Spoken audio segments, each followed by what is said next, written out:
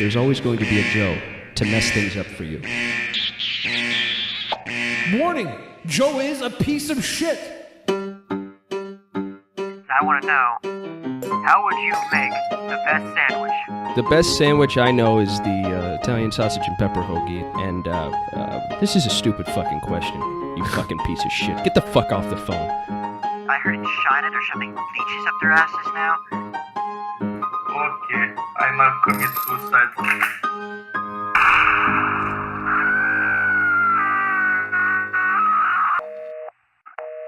Ben, are you mad at me? Yes. Hello. You're watching episode 3 of Roll Call. I'm here with Ben. Ben's off camera. Yes, I'm here. We decided to change a few things up. By we, I mean people that are not me. Decided to change things up. They think we need topics. They're probably right. Because as it was going, we were going to eat ourselves quickly. The second episode was an unmitigated success, in my opinion. In everybody else's, it was not. It was a problem. Even the 61% of you who voted that they wanted carnage more frequently for some reason. If I had my own way, I'd go on a rant about how terrible the 61% the 61% of you are. That's what I would do. But I don't have my own way. I'm in focus now. Yeah, I'm going to fix that. And what we're going to do, Ben picked out 2 topics. They are... the 2 topics are blackout drunk stories. Yes. And strange phobias. And strange phobias. Yes. Now, I want to say this as a caveat. Ben, you can veto this if you'd like. Okay. If something is pressing on you that for some reason has nothing to do with those 2 topics, feel free to mention it. Yeah. Okay? You can. It's yes. all right. You're not tied to those. That's just a useful guideline for somebody. It's there to create the illusion of control here. Like yes. Yes. And if you want to talk to Joe, all you have to do is jump into the Drunken Peasants Discord and jump into a voice chat that's called Roll Call Waiting. Roll Call Waiting, it's called. Roll Call Waiting. Is Spirit in there manning calls? Not right now, no. Did she quit? No, I don't think so. She probably should have. I don't If think she so. has a heart, she will. We're going to wait for some people to jump in there. Okay. Do you have any... You said you don't have any strange phobias. I don't have any strange phobias. Blackout drunk stories, any of those to share? I do have a blackout drunk story. Before I get into it, I want to say, Mish DC, you do amazing work. I'm very touched that you felt touched enough to do that with evident care and great detail. I think it's great. I've watched it many times. Not just because I'm in it, but just because your detail is so rich. And I appreciate that. I like it a lot. Thank you. Now, you know what you're missing, Joe? An entire wardrobe with your own likeness on it that you could wear around. I should. Yeah. I really should. Yes. But you know I don't even like looking at myself You in as the a monitor. Ninja Turtle, you as a Garbage Pail Kid. These are all original ideas. That's brilliant. Yeah. Well, call me Joey, the fridge. But slagging off Billy aside, you asked about a blackout question. I do have Yes. one. And this is going to be a problem because it's true and it's horribly incriminating. And if there's ever going to be a time where people need to tell a story about how bad I am, this will certainly go to the top of the list. I can't wait. And by the way, before he tells the story, please like the stream. We did start a little earlier than originally posted, so people aren't aware. So like the stream. Get more people in here. Go ahead with your story, please. Now, the nature of a blackout, apparently, is that you don't remember. So to have a story of blacking out is usually somebody else's story that's told to you. Yes. In this case, I'm going to go ahead and say this was a partial blackout because I had very little control of what was happening consciously. Me and Billy were in Longview, Washington. We did a stand-up set to open up for a rapper called Bubba Sparks. Now, Longview, Washington is known as the herpy capital of the world for some reason. And there were a lot of girls there that saw us on stage, so thought we were important, or at least being around. So we were getting free drinks throughout the night. And suddenly a girl, after I don't want to exaggerate, my 85th drink,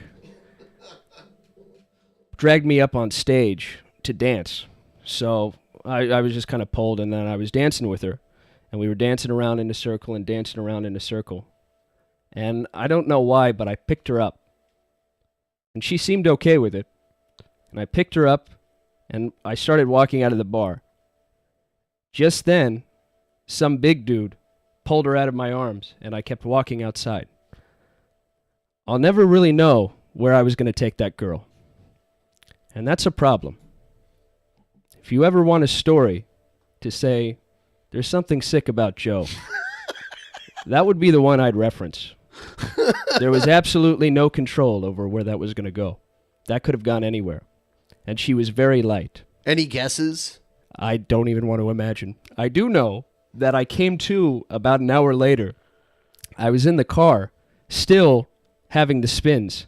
Billy was glad-handing all the herpes girls, because, you know, how frequently do you get to open for Bubba Sparks? It was a dream come true. And I yelled out the window, and sometimes I do my Billy yell, and my Billy yell takes on, I guess, very funny proportions when I'm drunk, but it goes like, Billy! Billy! And add to that, like, gasping, because I was really sick, and I was vomiting out the car. And somebody went, Billy! Like that.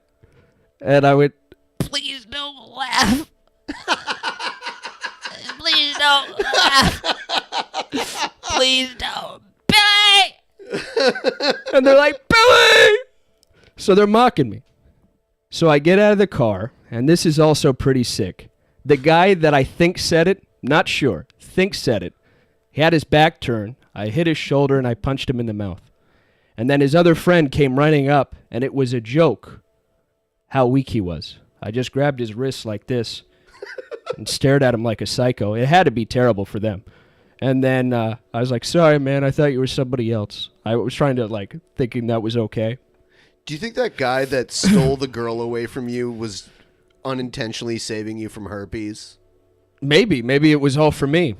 Yeah. I know that something really bad should have happened that night. At the time, Billy was 600 pounds still, and we were driving a Toyota Corolla, my Toyota Corolla. So he had to drive home. He did not have a license. He had to drive us back to the hotel that they put us up in.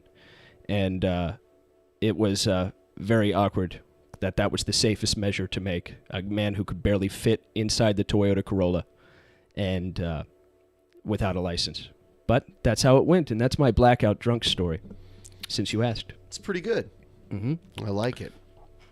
Now, we'll go to the calls. Yes. It doesn't have to be blackout drunk or phobias, but if it is, all the better, because that would create the illusion of a theme. And people love themes. Here's Happy Spanners. Happy Spanners. Okay. Oh no, they left. Happy Spanners. Getting off to a good start. Little bit of a coward. Here's Mickey Richards. Mickey Richards is here, everybody. Hello. Hi, Mickey. How are you? I'm alive. I'm good. Good. I have Welcome. a terrible question for you. Yes. Let's say you got blackout drunk. Yeah, your wife is having a kid at some point in the next whatever time period, right? Mm-hmm. And let's say you got blackout drunk and you fell on top of it and you killed it. Mm-hmm. Would you commit suicide or would you try to have another kid? Like a Chris Benoit type thing? Yeah. Well, Chris Benoit fell on his son with a pillow and stayed there until he passed away. Right. Some even would call it intentional. But what Clinky Clinchards is suggesting is that this would be a pure accident from my own drunkenness. Would I commit suicide? Likely not. Would everybody want me to? Yes. Everyone in my life would want me dead. I think that's nice. I think that's one of the reasons why I would stay alive. I think, Mickey, if I'm being honest, can I be honest with you for a second? Pretend we're alone. I guess you can try. I think you would want me dead too, deep down. Probably. Do you know why I think that? Because I'm retarded. No, not at all, Mickey. You are retarded, but Aw, not for that Thank reason. you. Oh, 2 good. weeks ago, I angered you. And I You know I did? did. You pissed me Yes. off. I angered you greatly. And I want you to tell me why.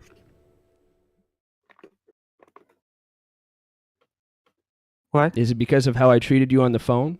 Or is it because It how I is. treated somebody else on the phone? I expected to be turned on. I had no boner. I was upset. You hurt people. You hurt people on the show I liked. I was in tears, man. I used to respect you. You used to be cool. You just became a bitch, man. Mm-hmm. Ain't nobody want to bitch around DP. That's very true. Something like Except that. 61% of the popular vote. Now, Mickey, I know you have some blackout drunk stories. Oh God! Oh my God! I do. I've fallen Go asleep ahead, on a Mickey. bathroom, in a bathtub, outside, in a car, numerous places. I've vomited and then drank more and then vomited and blacked out like twice. Has anything strange happened to you while blacked out? Not that I can recall. But Yeah, no shit. Yeah, that's why I it's blacked out near a blackout. campfire once and almost caught on fire. That was a fun experience. Left a guitar plugged in once and woke up to like screeching distortion. It was awful. Anyway, Those are very good anecdotes, Mickey. yeah. I thank you for sharing them. I tried masturbating once really drunk and it just wasn't working out. It just wouldn't happen. You I was kinda tried? pissed at myself. I mean, eventually after like 20 minutes, it's like, okay, I'm not getting woody here. Let's just end this and go to bed. You know? That's very depressing on multiple fronts. It is. One, that not only did you have no recourse but yourself, but you had to work so hard to get yourself off. I got a blow up doll, but you know, she didn't like to see me drunk, so Do you actually have a blow-up doll? I do not. Oh, What a liar. that was a lie, Mickey. I got a picture of Whoopi Goldberg though. Sometimes I. Anyway, That's kind of fun. well, it's nice All talking right. to you. Yeah, You you too, too. Mickey. That Take wasn't care. bad. The Whoopi Goldberg, that wasn't bad. That's kind of funny. If you can't have a blow-up doll. Flow Mover 1. Flow Mover is here, everybody. Yo, what's up? Hold on, let me shut the. Oh, fuck. All right, hold on. Yo, how you doing? Well, it's nice talking to you. What's up? I'm good, thank you. Whoa, what the fuck? What's on your mind, Flo? Hold on. I'm shutting it. Okay, right there. Hello. Mm-hmm. Hello. All right. I don't have a drunk story, but I'm currently cutting my leg open Why? because I think I got a blood clot. My doctor saw it over the internet, and I'm terrified to go to the fucking hospital right now. Do you want to turn video on? No.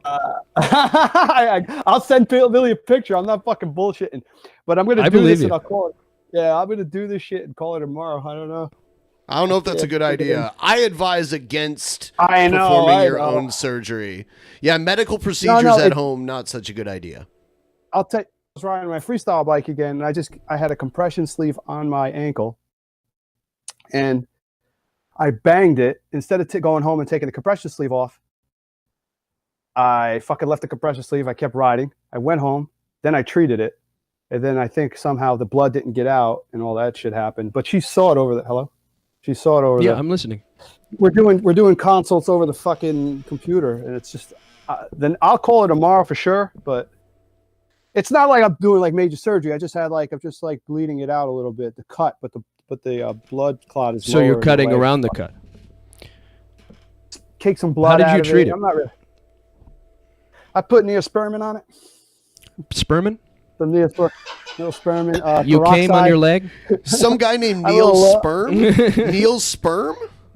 Neil's sperm came over, jizzed all over Oh, it, Neil yeah. Spermin all over poured it? some Jack Daniels on it. Don't know why I have to cut it off now. Yeah. And it's like it's so stressing that you can't go to I'm terrified to go to the hospital. I'm a healthy dude, you know, so I don't want to fucking get the chicken pox. He said that on purpose. Did you hear that? I don't even know what he said. I heard it. that I'm not gonna- sounded perfectly normal, like chicken pox. Yeah. Chicken pox. Yeah, chicken pox. That's good. Chicken pox. So, Flow Mover, we're going to hang up now, but if you get to a point where the pain is unbearable, I want you to call Pain, back. really? I want you to call back, and I want you to. We'll drag you back in. We'll check on you. How's this in 20 minutes, and we're gonna see how you're doing. All right. Happy to see you back, Joe. Thanks. All right, Ben. Take it easy. Thanks for calling in. Yeah, we'll check back in with you in 20 minutes. COVID has taken on many strange shapes and sizes for all of us. Some of us cut our own legs off. Wunito is here, everybody. Wunito. Hello, Wunito? Can you hear me now? Yes. Wunito is here, everybody. Yo, so I heard we're doing drunk stories, apparently? Yes, Hello? Wunito. Please mute your stream. Oh, sorry, I just realized I had it on. That's okay. But yeah, no. I've got a few drunk stories. The drunkest, though, I've ever been. I had ordered absinthe from Europe. This was like when I was 22. And I had a party, and we were drinking and stuff. And I was trying to be very careful because I'd heard you're never supposed to drink that shit straight because it's like fucking horrible and super strong. So I had one buddy who just kept egging me on, like, "No, let's do shots. Let's do shots of absinthe. It sounds like a great idea." So finally, I get so drunk that I'm like, you know what? Fine, fuck you. I grabbed the bottle. I did like 3 chugs or gulps, and what I remember is slamming the bottle on the on the counter and then falling. What apparently happened was I slammed it on the counter, stood there for like 3 seconds, looked at my friend and screamed, "It burns," and then collapsed to the floor. It burns Exorcist style. It does burn. Normally, they just serve you a little glass and they pour it over a sugar cube. Yep. Like through a strainer. Yep. Yeah. And then you add water. It's got a pleasant flavor. I went to France a few times and had it there. Mm-hmm. I had it in Israel. Oh, yeah? That's actually another Blackout story that I need to An tell absent delicately. Blackout story? Yeah, I need to tell that one delicately. So I'll probably save that one. Okay. All right. Wunitu, that was a great story. Well, thank you. Thank you for calling in. All right. Talk to you soon. That was Wunitu, everybody. He drank absinthe and screamed, "It burns! It burns!" Like Reagan in The Exorcist. Like Michael Jackson on the set of a Pepsi commercial. Exactly. That's tragic. Hello, M. We were ignoring you up until this point.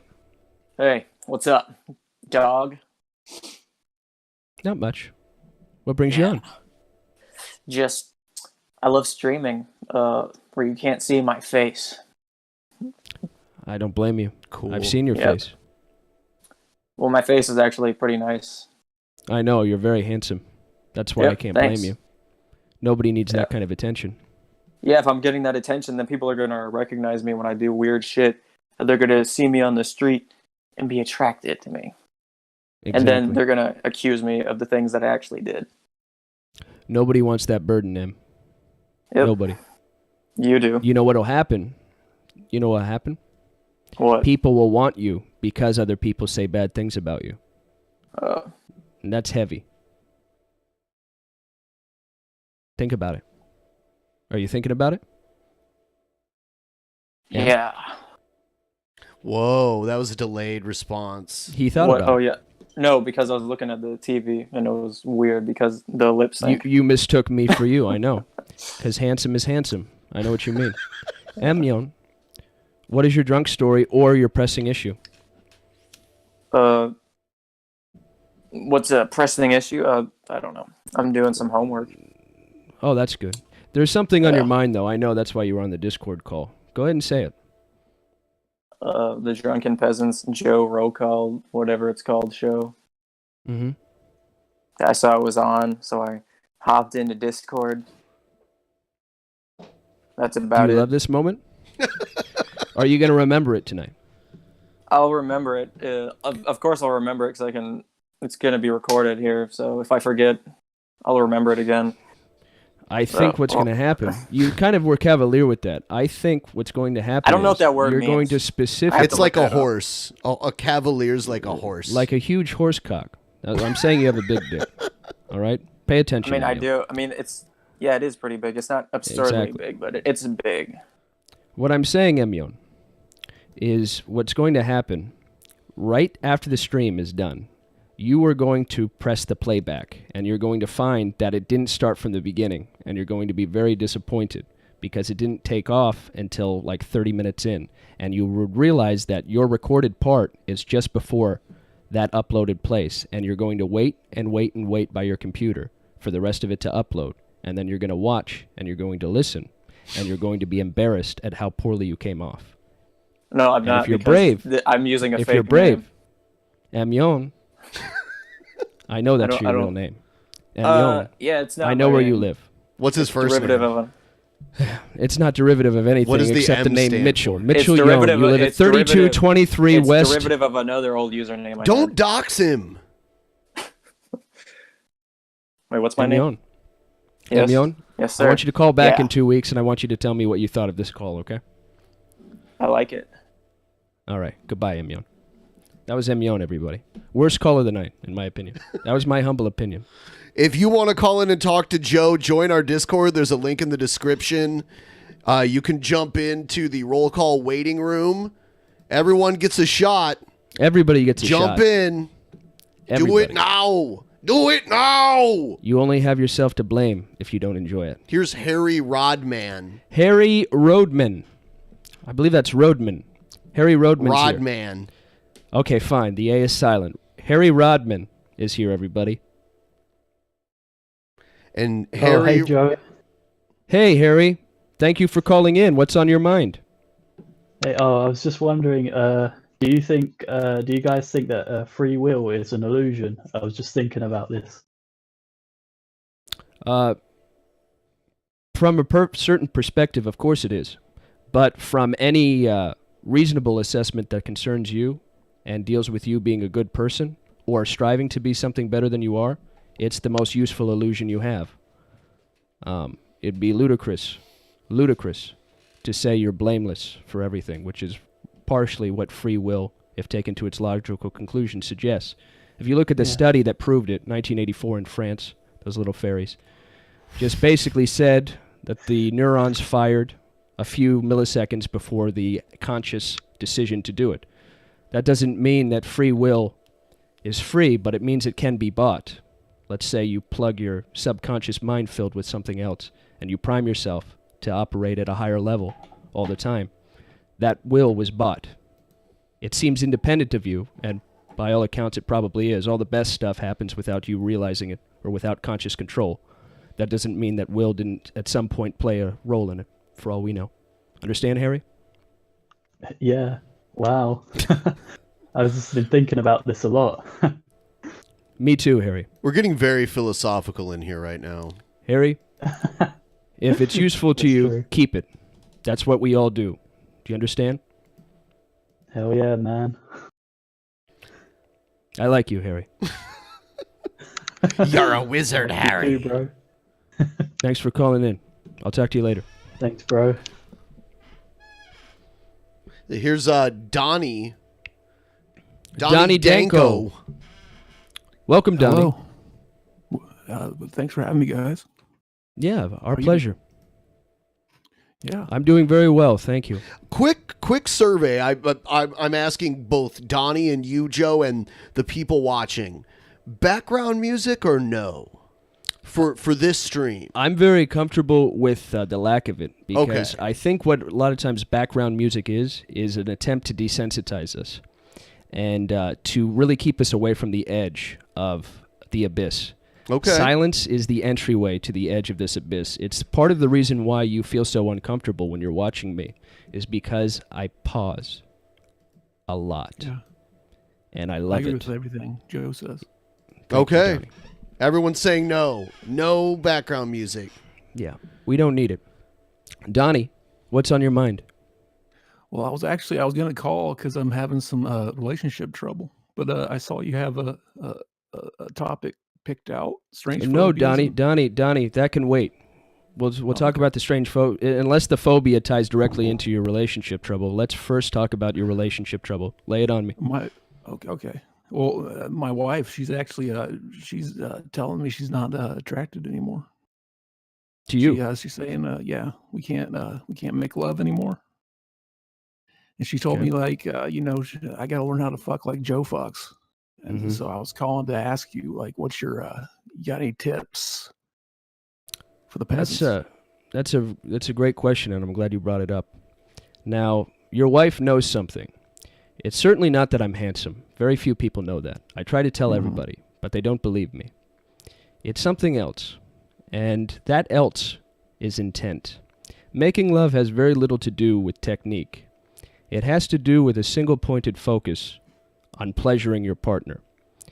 Also, that means that you're not going to get lost in the contortions of your own pleasure. You're not going to feel the center of, normally we just feel it in our dick, and that's why women are left so unsatisfied. You're using them as a masturbation device. If you penetrate through her, you will rock her world completely. You will know and you will feel into her. I can't explain it because we don't have words for it. Kind of like when you're stabbing someone with a sword, you're projecting through. Exactly. When you stab someone with a knife, that's a lot like love, is what Ben's saying. Yes. And I agree. It cuts like a knife, but it feels so right. And my wager is sex is only part of it, because that has like a symbolic undertow for most women. It's close to spiritual for her. So I'm guessing, if I had to guess, sir, that your trip up is not necessarily in the bedroom. That's symptomatic of where the trip up is elsewhere. Are you happy at your job, Donnie? No, not really. Are you happy at your life? In other areas? Do you have a hobby? Somewhat. I'm somewhat happy in life. What's your hobby? I'm the guy that I don't like life. You're right. I know, Right. Donnie. Donnie, you're a woman. A lot of people have been trying to teach you this doesn't mean anything. It's because it's very scary. She wants to trust you with her life. She wants to know, no matter what, you are going to protect her from the chaos of all that is. It's an illusion, but it's a very useful one. She wants to know that. When she comes in and starts talking to you about cleaning the garage or doing the dishes, she's not talking about that. She's saying if you can't exert your manliness in this small corner of the world, how can you exert it for my children? How can you exert it for me? Exactly. She wants to feel it, Donnie. That shit test, she wants to feel. And don't explain it to her. Don't rationalize with her. Don't analyze it with her. You grab her and you start making love to her. And if she bucks, you make love to her harder. She'll have the best orgasm of her life. And make sure that's your intent. I'm proud of you, Donnie. I'll talk to you in 2 weeks. Okay, thanks. Goodbye. You sound like a counselor. Like you're doing some psychotherapy here. Yeah. All right. We have your psychiatrist, Dr. Feinstein. Yeah. Hello. Hello there. So I noticed that you haven't come to your latest session. Probably something to do with the quarantine, but I feel like it's actually unrelated. You're right on both counts. Yeah. So I used it as an excuse. as they usually do. So as per regulations, I need to ask you some questions. Just make sure you're doing okay. Okay. So Fire away. Oh, cool. Last roll call, you actually had somebody on called Eccentrics who basically asked if you had antisocial personality disorder. And she mentioned a friend, and I'm that friend. So just thought you might be interested in talking to me. Oh, yeah. Yeah, so you have antisocial personality disorder. Yeah. And I guess that's where she drew the connection between you and me. Oh, okay. Do you love anyone? I love my cat. That sounds really depressing, but it's the truth. I believe you. I don't think that's antisocial. Thank you. If you love your cat. Oh, well. But I actually had some questions about if you love anybody. I do. That sounds like a really Deeply. bad thing, but Oh, yeah. It is. It's terrible. Oh. But I actually had some questions about empathy, if that was okay with you. Go for it. Okay, cool. So I have questions about like general empathy. Do you think you lack empathy? No. No. So No. like, even for like someone like Billy, for example. No offense, Billy. Mm-hmm. Okay. So I guess Even that for throws- somebody like Billy, one of my closest friends. Yes. Yeah. Yeah, sorry, that's not how I meant it, but okay, so I guess I'll throw all of that out. But I did have something to say. Last roll call, you like spoke about how you don't care, and that people should get that you don't care, and I just wanted to say that I really appreciated that. Because I don't know, I just felt like I really related to what you said. Because you're antisocial, or Yeah. because of something else? I'm gonna wager. I think it's something else. I don't think that labels you. I think you're much bigger than that. I think there's more complexity, from what I've heard, including the cat thing. Yeah, I really care about my cat, but pretty much nothing else. But I also had some questions from my friend, the one that you had on the show before. Yes. And she wanted to know what it's like living with Billy for you. Billy's a prince. He mostly keeps to himself downstairs, and I go to see him and talk to him. Because one thing that Billy does is he thinks he has to shoulder any emotional burden he has by himself. And the thing is, part of being a human is you're going to have an emotional burden. And I like to think of myself as the guy Billy feels in a weird way, perversely. You'd never believe this. Most Yeah, you guys comfortable seem disclosing that sort of thing, too. Yeah, that makes sense. Friends, you know. Are we what? You guys seem like good friends.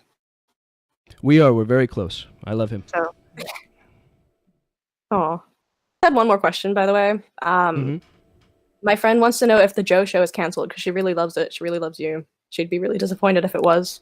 This might be the last episode.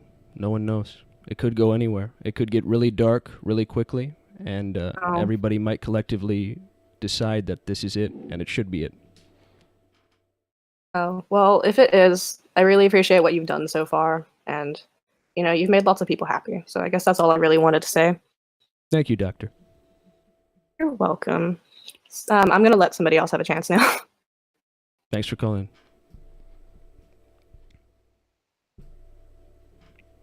Cupcakes here, everybody. Hi, Hi. I have a phobia. Okay. I don't like bunnies. You don't like them? They left. Why? I think the phobia kept them from explaining. That's all they could get out. They didn't like bunnies. Are we bunnies?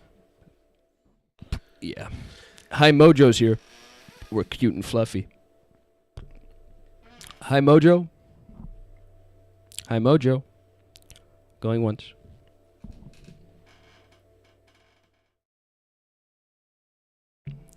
That wasn't bad. That wasn't bad. Rob with 2 B's is here, everybody. Hello, Rob. Oh, hello. Hello. Could you hear me? Yes. Now I Hey. can.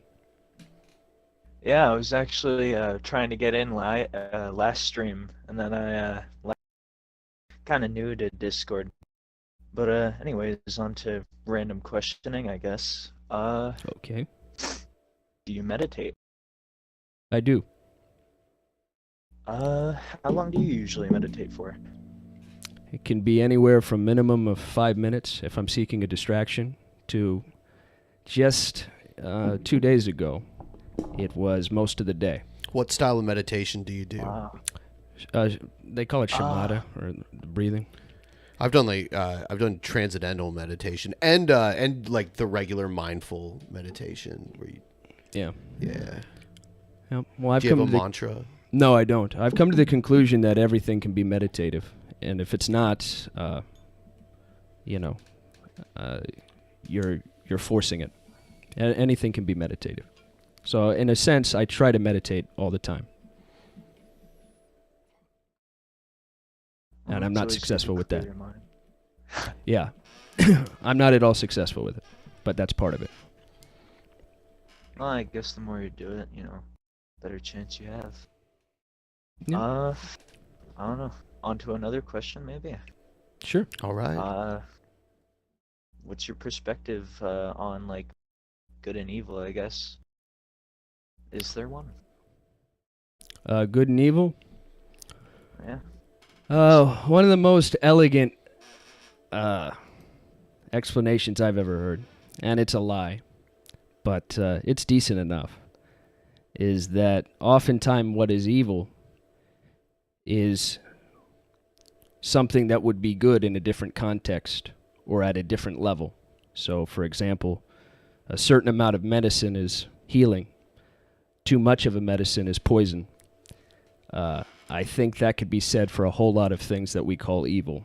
So, for example, control in and of itself is a necessity, even a good on some level. Excessive control that hampers and harms another could be called evil if it's placed in the wrong way. Now, of course, evil is just one of our more useful illusions used to help us stay around because we're deeply confused about who we are, why we're here, and what's going on, and that's our lot in life. So what we call evil is a way to police and keep ourselves safe, to distance ourselves from certain things. But at bottom, it's just as present and it's just as real as good. The antelope getting ripped apart by the cheetah is not the victim of an evil crime, and that's a scary thought. I'm actually quite pretty happy with how that answer turned out. Unexpected, to say the least. I just like how you worded it. Thanks, Rob. I don't know. All right. Next caller. Before we get on to the next caller, really quick here, I want to ask everyone who's enjoying the stream to please like the stream. If we can get as many likes as possible, I'm pretty sure we'll get more people in here. Also, if you're not already subscribed, subscribing to this channel helps. And retweeting our tweets and all of that stuff when we're doing the show, just to increase awareness.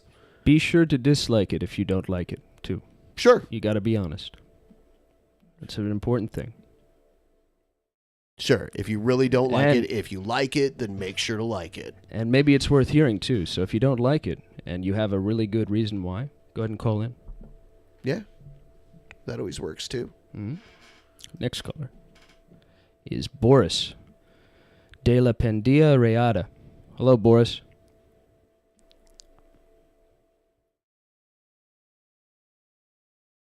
So what I'm about to do is I'm going to start moving everyone that has already been on. All right, so I'm going to start moving people from one room to another, and if you go back, I'm just going to kick you from the server. So I'm going to move a lot of you that's already been in here. All right. All right. I guess I'm going to start moving people. Let's see. I'm going to bring this person in while we work on this. Okay. D-Flood VSV. Welcome. Yeah. Hi. So I was caught eating nuts, but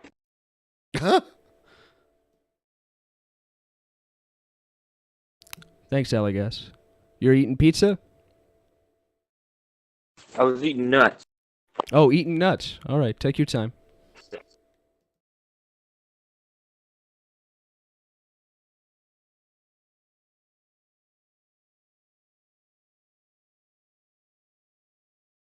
Okay. He's eating nuts. Give him a... Do you want... Okay, you want to wait for him while he eats the nuts? Give him Okay. a minute.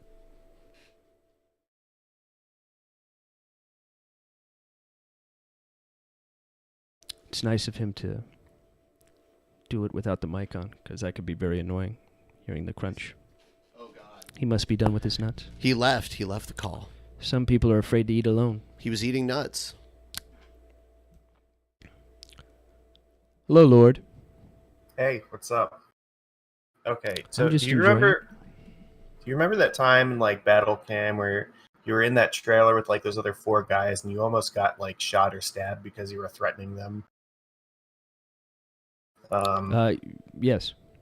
Okay, so when you do stuff like that, is it a conscious choice for you, or do you just like instinctually do things like that without even thinking about it?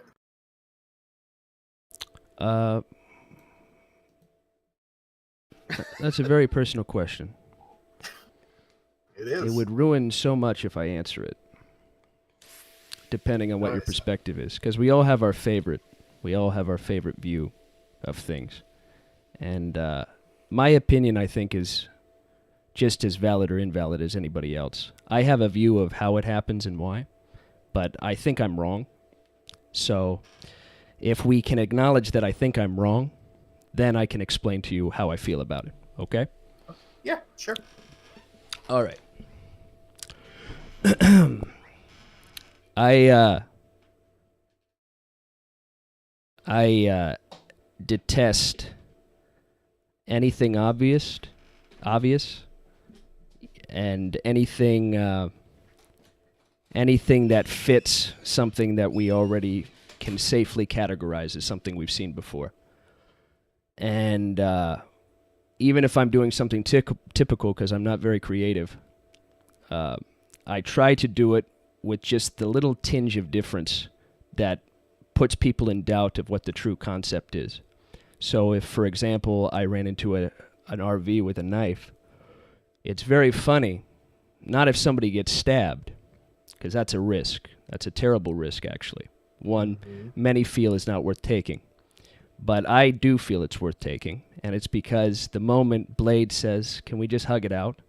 and I look at the camera and say, "Well, I feel like a damn fool now," people will either get it or not get it, and they'll either think the risk was worth it or not worth it, and that's a lot of fun, because some people love to get worked up, and I love to give them reasons to get worked up, and some people love to laugh at things that are wrong, and they part of the recognition of how wrong it is why they're laughing so hard. It's actually a very empathetic thing, as a matter of fact. I like to do both of those things, and I think I might be wrong in this assessment. I might just be a psychopath who likes to put people in harm's way, and I have no control over it, like a dog chasing the car, whatever that simile is. So I'm not sure.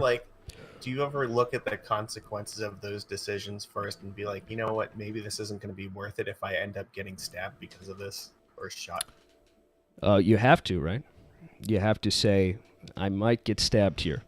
And going in, you have to know that that's the risk, because otherwise you took all the fun out of it for yourself and other people, because you can't control it. It's not dangling off the cliff if you don't know about gravity. What we watch IRL for, what we watch all the great art for, not to lump myself in that. IRL is the worst kind of thing. It's not even art. But what we watch that for is because we want to see somebody dangle off the cliff, sometimes because we're not doing it ourselves, and other times it can be life-affirming if you see somebody dangle far enough off the cliff. You find it just as entertaining, like to yourself when you're doing it, as you think like other people do? I try to put myself in the perspective of a viewer first. Watching yourself while being yourself is a very important part of it. Yeah, okay, that's interesting. That's all I really had to ask at the moment, so I think it's a good answer. I'm probably wrong. I think I'm nuts, Lord, if you want to know the truth. All right, well, cool. Talk to you later. That was Lord.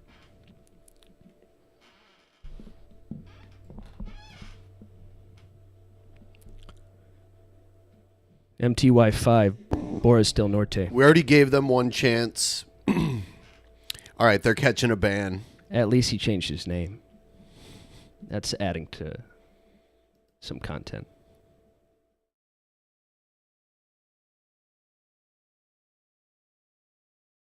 I don't change my clothes this year, everybody. What's up? Just enjoying the show. How are you? I'm doing pretty good.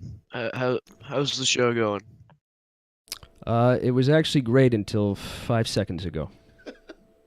Yeah, I do have a tendency to ruin everything. But, Do you? know, For real? I mean, I guess. I mean, sometimes. It kind of depends on the day. Oh, okay. What's on your mind? I don't know. I guess we're hanging out and talking about blacking out and stuff. What was the other topic? Strange phobias. Strange phobias. Yeah, and it doesn't have to be you. Have you known anyone that has a strange phobia or anything like that? No. I guess I only have one blacking out story because I am a young man. I do live at my parents' house as I am a college student. So my only blacking out story comes from drinking alone in my basement, and I just happened to black out and just keep drinking too much, and then I don't know how much I drank, and then I have no memory of what's going on. Walk upstairs, throw up on the carpet, go to bed, have no clue what's going on. Dad like walks into my bedroom, is like, why is there fucking like vomit in the fucking TV room? Have you drank much since? No. Since then, I was like, alcohol kind of sucks dick. I like weed. Yeah, especially if you do it that way. It sounds like you did it one Mix of the them worst ways I together. know It's of. a magic combo. For sure. Depending on your yeah. constitution. Ben can handle it. Me, I will invariably get the spins if I mix the two. Invariably, even if it wasn't much. Yeah. So I'm glad your dad understood and didn't kill you. Is he home? Yeah. Does he want to He talk? is. No, he's a shy guy. Okay. Give him my condolences for having you as his son. Yeah, I feel bad for him. Thanks for calling in, man. That was I don't change my clothes. T. Roberts 44 is here. Hi, can you hear me? Yes. Oh, hi Joe. So my question for you is, Can you turn up your volume a little bit?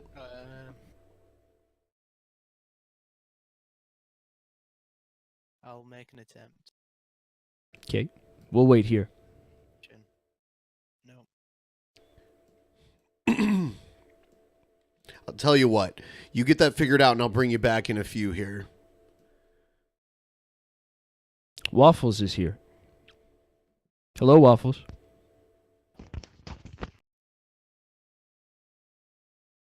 Hello, Waffles. Waffles hung up. T. Roberts again. You got your mic figured out? Is that any better? Yes. Mm-hmm. Okay. So, Joe, my question is, if you wanted someone to narrate like your life story, who would it be and why?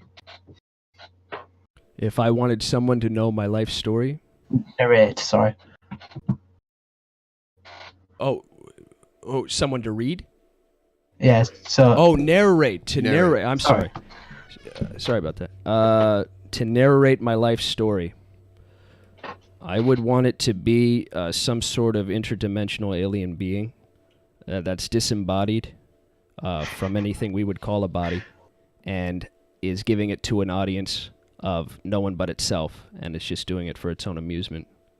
And I would never be able to hear it, but I know it's paying attention to absolutely everything at every moment. I would call him Fred. Do you think that would that sort of interdimensional being would be able to sum up your life the best? Yeah. And try and figure out, yeah? I don't know if they'd sum it up. They would realize the futility in summing. They would realize that removes all the fun. They would know the pleasures and the value of nonsense. They would know it intimately. And they would turn it, what's clouded nonsense, into patent nonsense, complete nonsense. It'd be wonderful. Okay, I understand. Yeah. Thank you. Thank you. That was T. Roberts. T. Roberts 44, everybody.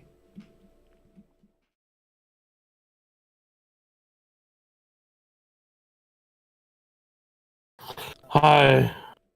So, Beezy, hello. How's it going, sir? Thank you for having me on. I appreciate it, man. It means a lot. It wasn't up to me, Zobeezy. Oh, it's cool. Totally. I'm sorry. I'm really nervous because I'm a fan and stuff. So I'll try to be confident as I speak. Okay. But I just have. Can I ask you a couple questions or just one questions? Because I don't want to. Go for it. Go for it. However many you have. Okay, so I have two important questions that I want to get off my chest, and I want your advice on it. So it's about my personal relationship. My wife doesn't do blowjobs. Before she met me, she never watched porn. Still doesn't watch porn because she is religious and she was a virgin before she met me. And Okay. also, do you think I'll ever find love within this arranged relationship? It's arranged? Yeah. You have an arranged relationship with a It's like woman? yeah. Who arranged it? Well, my parents did, with my choice though. But yeah. Zobeezy, before we Yes. continue, there's something I'm struggling with. You Yes. said it was an arranged marriage that you had consent with? You had Yes. a choice with? Yes. So you would say it was partially arranged by you? Yes, basically. But it was considered as an arranged marriage because we were introduced by our parents, so. You were introduced by your parents and you felt obliged to stay with her partially because of her relationship with your parents? Yes, because she's, a good woman and stuff, so, it was good to just, lock it up because she's just a good person and good woman, so that's why I Okay. chose to be with her. Yeah. Do you eat her out? Like twice a month, not too much though, but Twice a month? Are you any good at it, Yeah. or do you just slobbering on her vulva? I personally get nervous when I do it, but I'm trying to be more confident at it, so hopefully I get better at eating the Yeah. box. It sounds like she doesn't want to suck your dick. And it sounds like, based on what you've told me, she doesn't have Yeah. many good reasons to want to suck your dick. Yeah. Zobeezy, Mm-hmm. I got a secret to tell you. Yes, sir. Even if she's a good Christian woman, okay, there is no such thing as a woman Mhm. who does not want to suck a dick. Like she did, Okay. she did suck it like twice, but not too much though. And she didn't like it. And you know why? Yeah. Because it's all Yeah. context. She doesn't Yeah. like that you need your dick sucked. That's very repulsive to her, as it should be. Yeah. It should be repulsive to you. Okay? Yeah, for sure. What happens is, if it feels like a chore, she's going to think of it as a chore. And who likes to do chores, Zobeezy? Sick people, strange people, the kind of people you don't want sucking your dick. For sure, 100%. You don't want a bored girl sucking on your dick. You want her No. to want to suck your dick. Now, how are Yes, you sir. going to be the kind of guy that people want to blow, especially their wives? I just so basically, before I get to that point, can I just bring some context and then Yes. explain that? So basically, we haven't spoke in so she's supposed to come to Canada in like a month, right? But we haven't spoke in like 2 months. But like she's still coming to this maple syrup territory that's called Canada, and I'm scared that things might not work out.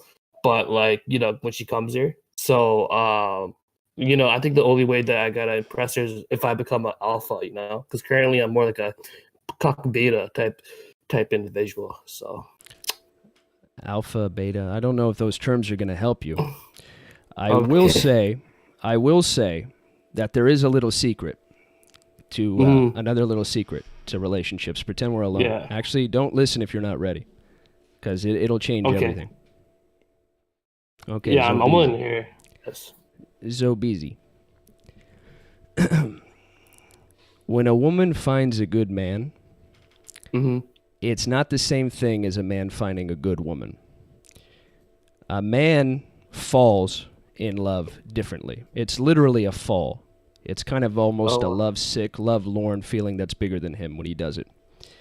Okay. When a woman falls for a man, it's the same way a man falls for a good philosophy. Now, a man will gladly embrace a bad philosophy over no philosophy, and most of us have bad ones.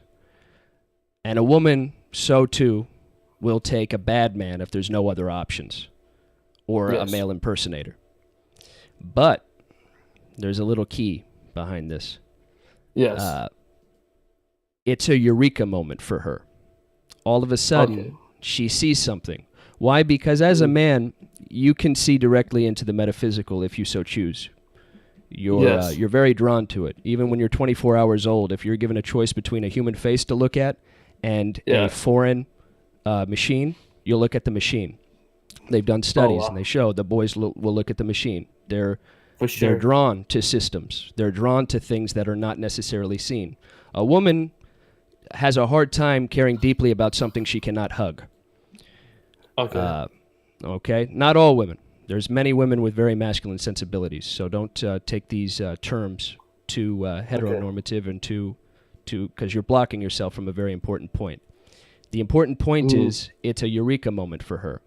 You have to be a good philosophy. She demands her best philosophies to be realized in concrete form.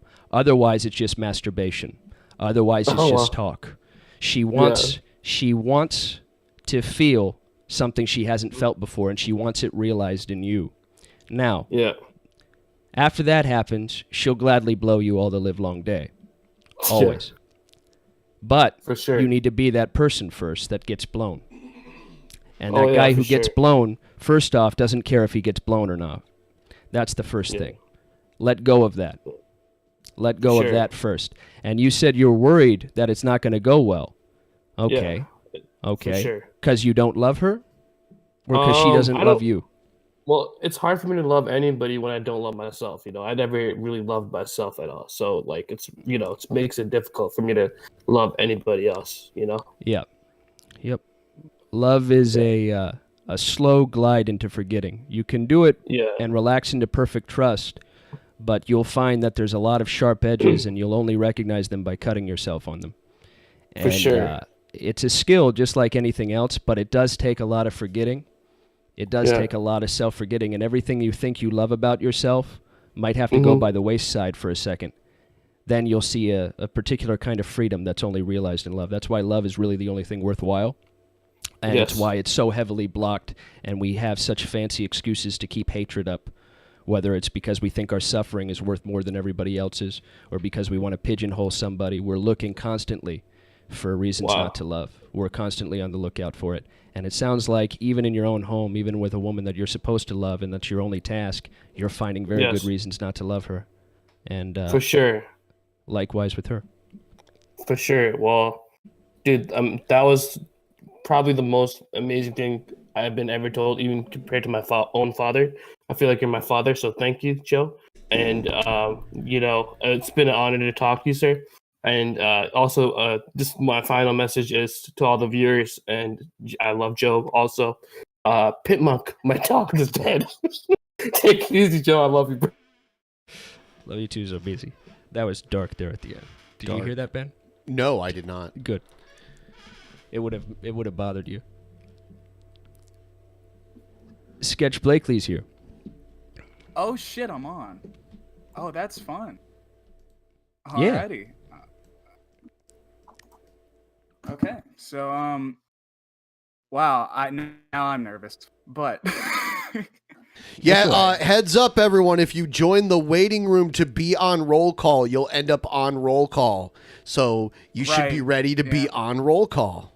Yeah, I wasn't expecting it, even though I was in the waiting room. I don't know. I'm just silly like that. But anyway, Joe, I just started getting into the IRL streams with Billy, and they're a lot more entertaining than I honestly expected. And I'd just like to ask you, do you personally think the bit where Billy ate a whole can of Hormel's chili cold is funny? Because honestly, I thought it was fucking gut-bustingly hilarious. It's one of the 5 funniest things I've ever seen Billy do on a live stream.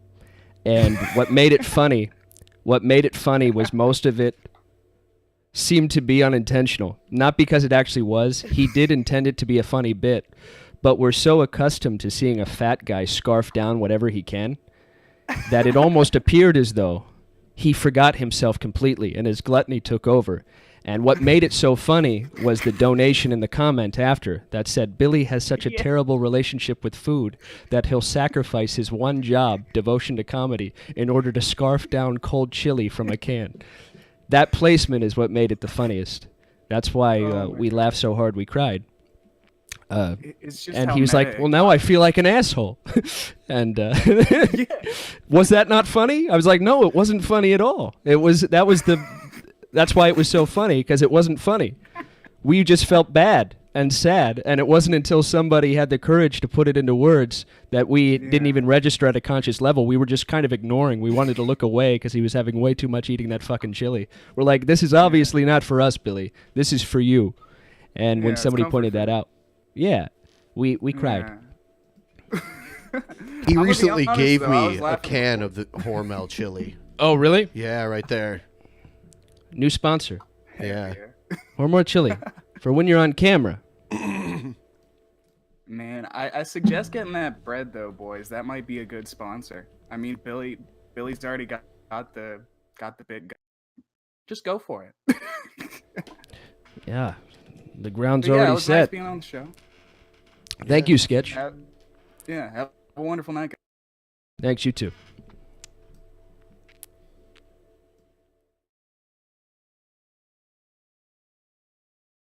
Zarknon is here, everybody. Hello. Hello. So, simple question for Joseph. Beavis and Butthead or Ren and Stimpy? I never really watched either, my friend. I've seen more of Ren and Stimpy, though. Okay. Yeah, I'd say Ren and Stimpy, but yeah, simple question, Beavis and Butthead or Ren. Yeah, I haven't seen enough. I just, I don't know. You never watched Beavis and Butthead back in the day? You know, once in a while, but it didn't grab me. I don't know. I think I was just too young to appreciate it. Okay. I was yeah, about fair enough. 'Cause 10 years old. Comment on the music videos. It relied on a lot of the popular music videos at the time. So maybe the jokes kind of went over your head, you know. Yeah, I think they did. Maybe you're too stupid to just get it. Joe. I never figured out Beavis and Butthead, to my undying shame. Well, to be fair, I never liked King of the Hill, so fair enough. Me neither. Never got into That's it. also my Yeah, kid. I like King of the Hill too. I liked it. I never really got into it. I love Beavis and Butthead. But yeah, that's all I got. All right. Good question. Thank you, Zarknon. I'm sorry that I didn't have an answer. It was a fine enough question. Riore Belde. Riore Belde. Can you hear me? Yes, Rio. Hello. Oh, yeah. Hello. I have a question. Is Satan actually Saturn? Is Satan actually Saturn? Yeah. No, Rio. Rest easy. Or are you talking about the anthropomorphic Saturn, the devouring father who eats the sun? It's an archetype, Rio. You've seen that man before. You know him. He does devour everything in his path, including his son, especially his son. A lot of people, Gnostics, for example, believe him to be Yahweh, who is the Judeo-Christian God. He's one who, of course, had to kill his own son because nothing else made sense to him. Omnipotent, and that's his one keepsake. He had to. He's a destroyer. He says things like, I am a jealous God, and I have no other gods but me. It's a lot like the ego. That's an anthropomorphication. It was never meant to be taken literally, Rio. So Saturn, yeah, is a version of Satan, as personified in certain myths. And yeah, and also there's a Saturday is actually named Shani Bar in Hinduism, which means for the god Shani, which is Saturn. Shani? Shani for Christ. Bar. Shani Bar. Shani Bar, it's not an elephant, is it? Nope, it's not an elephant. It's the god Shani is Saturn too. Shani is Saturn as well. Interesting. And what does Shani do in Hinduism? Well, in particular? It's interesting because in Hebrew, the word Satan is shaitan. Shaitan, which seems to be an offroot of shani. Shaitan literally means adversary. It doesn't necessarily denote metaphysical evil in its original iterations. It's an adversary. It's a barrier that's there and can only be seen as a barrier. That's what it's there for. That's what the shaitan is. So shani, that's interesting. Shaitan, shani, Saturn. Huh. Yeah, it's Yahweh and El and Haya. And Haya. Keva. Mm-hmm. And Yehovah. Which means Elohim. Cavalier. Cavalier is Kavan is Saturn, man. Excellent, Rio. Yeah. You got anything else, Rio? Yeah, it's all those means that it's a dark beast that dwells in the underground, man. Yeah, It's a dark beast. Yeah, it's in all of us. It's in all of us. Evil is in us, and the sooner we embrace it, the sooner we will escape its grasp. Because recognition is how you, part of how you don't fall prey to it. The Bible? Exactly. Yeah, remember, kids, your God is a beast. Exactly. Yes. The Bible? It's one and the same. Evil and good. In fact, if you try to make something all good, you create the means by which only evil will spring up out of it. You create sort of a vacuum, an extract where only pure evil can come at the source, and then everything that springs out from there becomes poison. This is why Christians tend to be so intolerable, because their idea is of one God who's just loving and good, and they cannot tolerate any good in themselves, certainly not, because that's the scariest thing in the world to them. That's the devil. So what do they have to do? They have to change the rest of the world into their own unseen face. Projections happen to you. There's ways, ingenious ways, that the psyche thinks of to make sure that whatever they're unwilling to accept in themselves is only played out here. Yeah. Including stupidity. Yeah, so that's my question, and yeah. Thank Rio you. Rebel, thank you.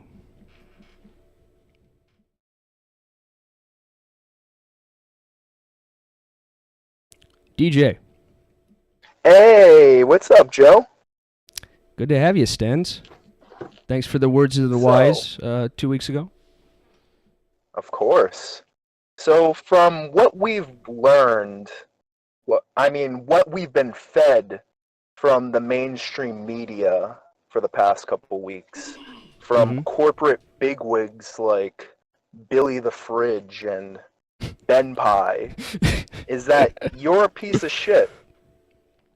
This is the narrative we've been fed.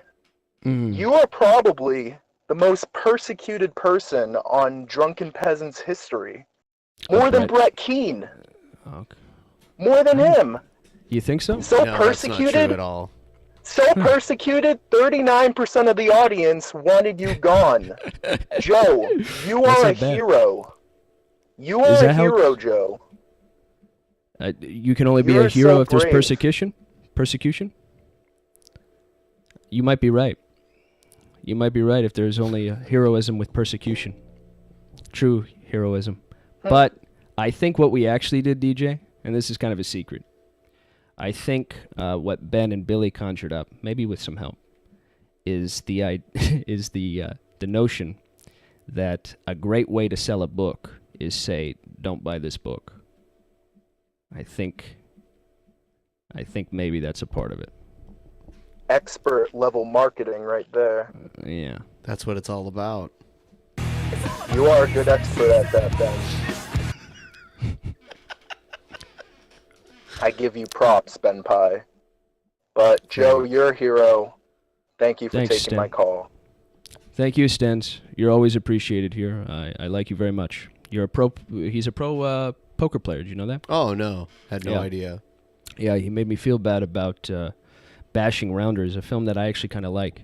I just didn't like that it essentially played musical chairs with the formula set in Good Will Hunting. If you want to come on and talk to Joe, there's a very short wait in line to do it. Join the Discord, link in the description. Maybe Ryby Jenkins there in the chat can post it. Ryby is rightly afraid. I was talking to her the other day.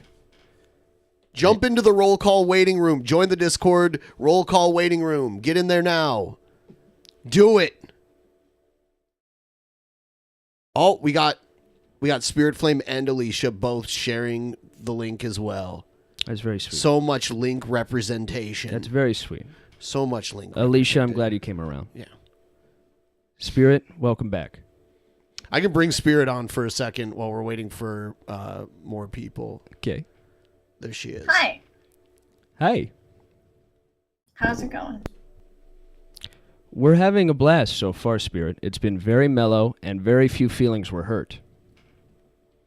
Oh, yeah? Yeah, Mhm. I heard. And people are paying attention and going into general. And are you having a good show, Joe? I am. I mean, I'm enjoying myself. So even if you're painfully bored, just take solace in the fact that I'm thoroughly enjoying this. Oh, I'm not painfully bored at all. I Good. find this very interesting. Good. Was there Do you anything feel on your mind? trapped inside? Do you feel trapped inside because of the COVID? Are No. you sad that it's spring? Can't go outside? You can go outside. You're allowed. mean, Did they tell you couldn't go outside? I mean, like, I guess you're just supposed to avoid people, which in Oh. some cities is really hard. Oh, we were already doing though, weren't we, Spirit?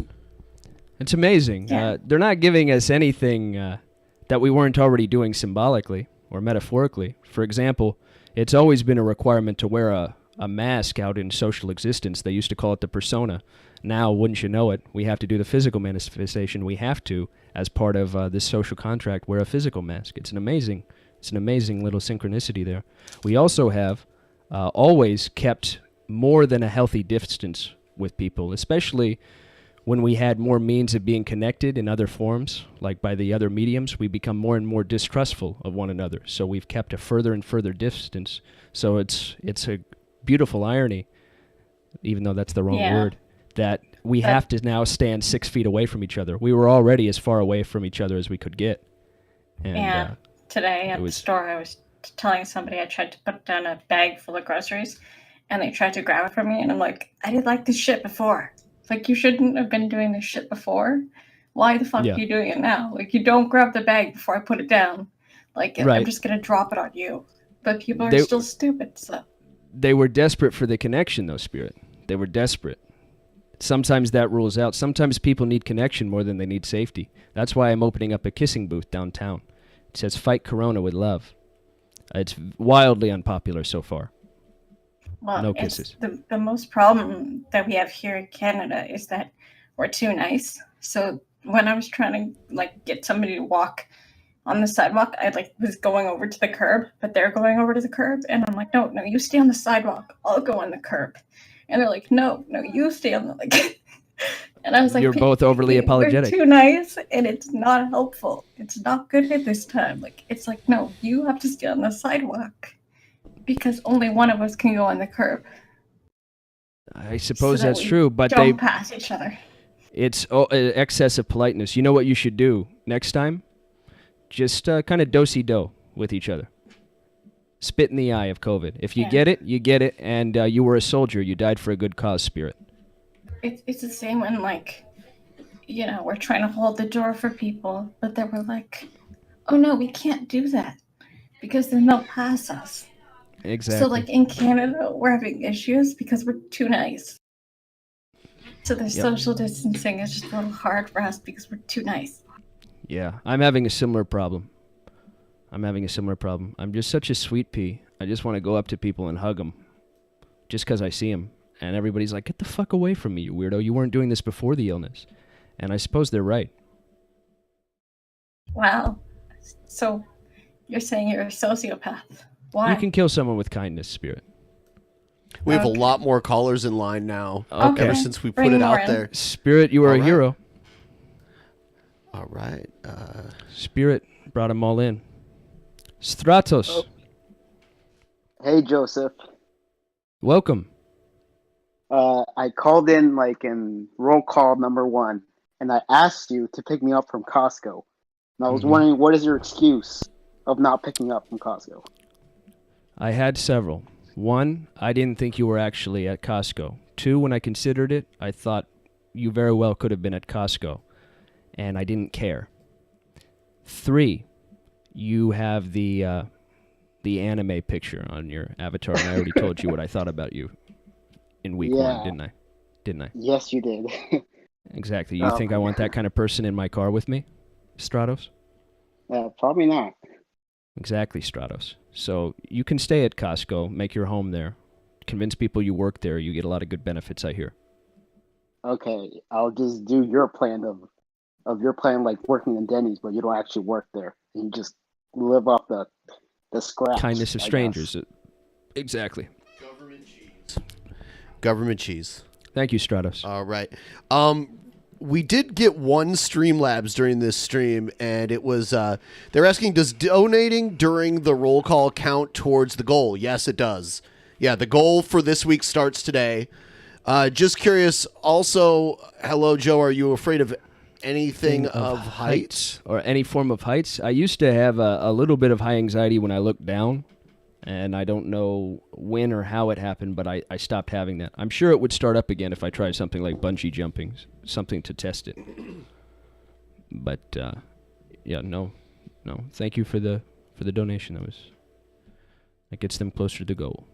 Yes, $2 closer to the goal. Hector's here. Hello, Joe. I called in at the first episode, and Because I'm beautiful. yes, you remembered. Mm-hmm. And you suggested cystic acne. Mm-hmm. So I summoned up all my knowledge of acne, Mm-hmm. and I haven't bathed since I called in, Good. and it's worked wonders. Excellent. I have pussy sores all over my face. Yes. Now what But- you want to do? Do you have a pocket knife? Yes. You want to pop every single one of those pustules, okay, till it makes deep impressions in the face. Okay. Okay, and you want to do that until you're gorgeous. Any idea how long that will take?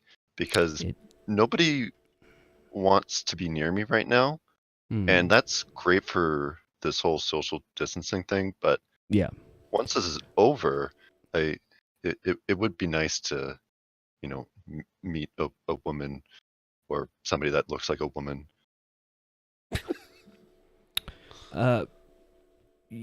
It takes as long as it takes, Hector. That's kind of the problem. For me, it was a good 3.5 years before I got the battle scars that I have today. If you want to take the coward's way out, you're going to get a lower quality of woman. So don't speed it up. Enjoy the process. Just try to enjoy no one being around you, smelling like a foot, not being able to notice you smell like a foot because you're nose blind to it, and your face hurting all the time. Okay? And just enjoy that experience. Exactly. That's the key. Okay. Joe, you're wonderful. You give the absolute best advice. Thank you. Thank you, Hector. And during that last call, we got another Streamlabs. Is Joe more of a modern day Andy Kaufman or Tony Clifton, or combo of both, and why? Huh. I think I'm more of a Bob Zamuda. From 3D Loki.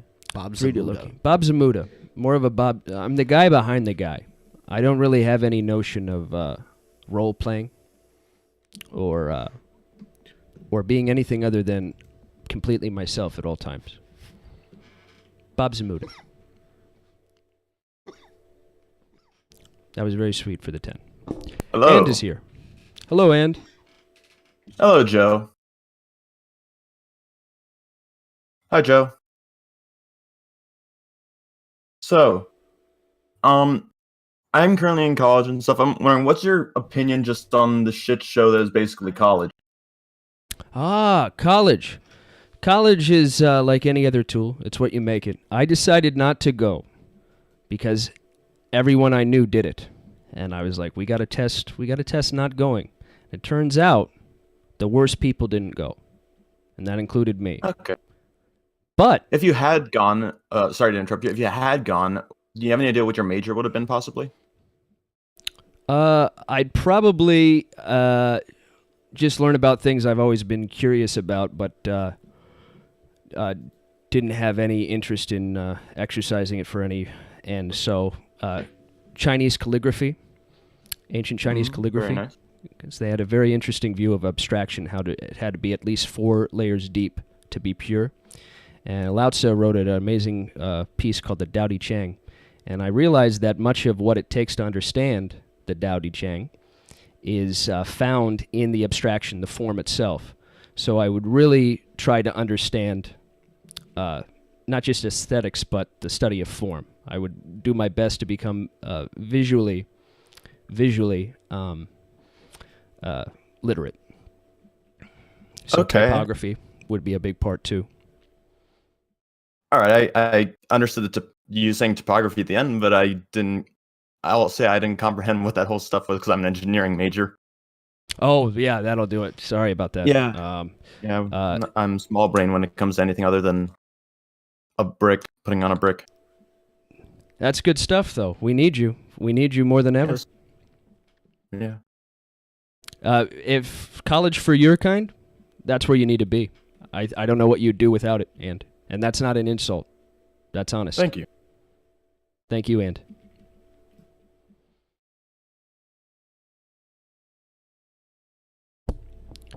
Hi, Mojo's here. Yo. Well, I got 2 things. Okay. First is the Blackout story. Okay. Yes. One time after a hardcore show, not me, another person. After a hardcore show, I saw a person who was drunk. He was being beaten up by 2 people, and he was laughing until he slept. And the people beat him, just give up. And when he woke up, he turned out he's a friend of the friend. And when he woke up, he said, "I'm sore." Yeah. That's it. Okay, the second thing. That's a good one. Okay. The second thing is all the stuff about meaning and do you realize it's all man-made, or do you believe it's something else? What was the question? You've been talking about philosophy and meaning. I've been talking about meaning? Yeah. In what capacity? I don't remember. You got to remind me.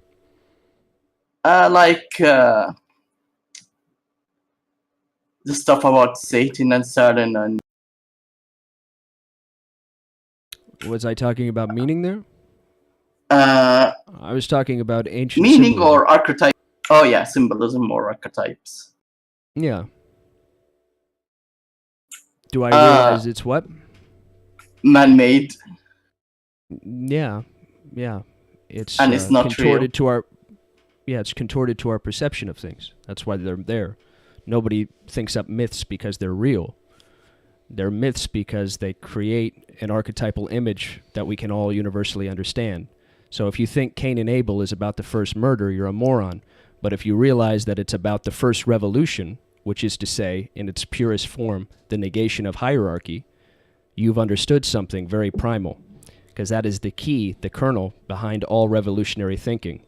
It is, I don't know what you have, why you have it, and why it's so much more than me. I don't care what it came from, but it's not fair. It's not fair that you have all of it. And they try to negate that hierarchy.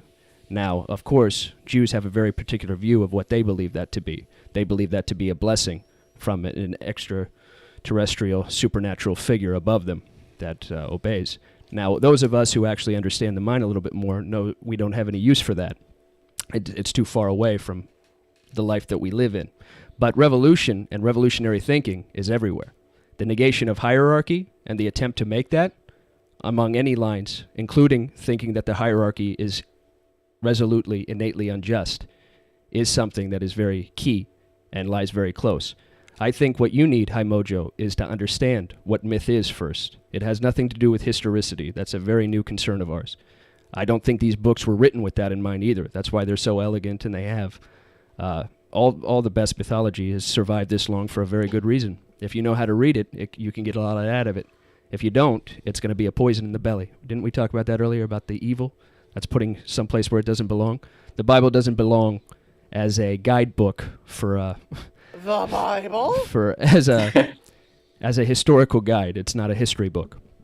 It's a book of mythology, and it has a lot to say in the grounds of mythology.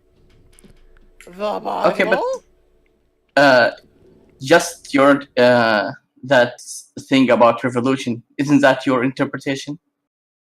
Oh, yes. Yes, definitely. I think that we all have enough of the grounds and perception to make sense of it, though, in that way. That's actually what everything is. It's going to the netherworld, the abyss, where there was no thought and there was no form to the thought, and bringing it back and convincing the rest of the world that it was always that way all along. It was always true. That's actually the definition of genius.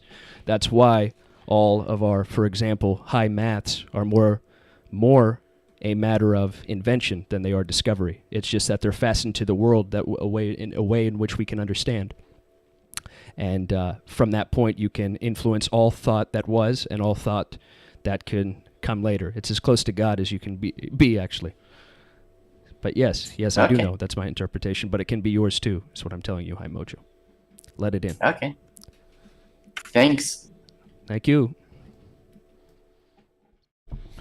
We got Cheesecake 34. Cheesecake 34. Welcome.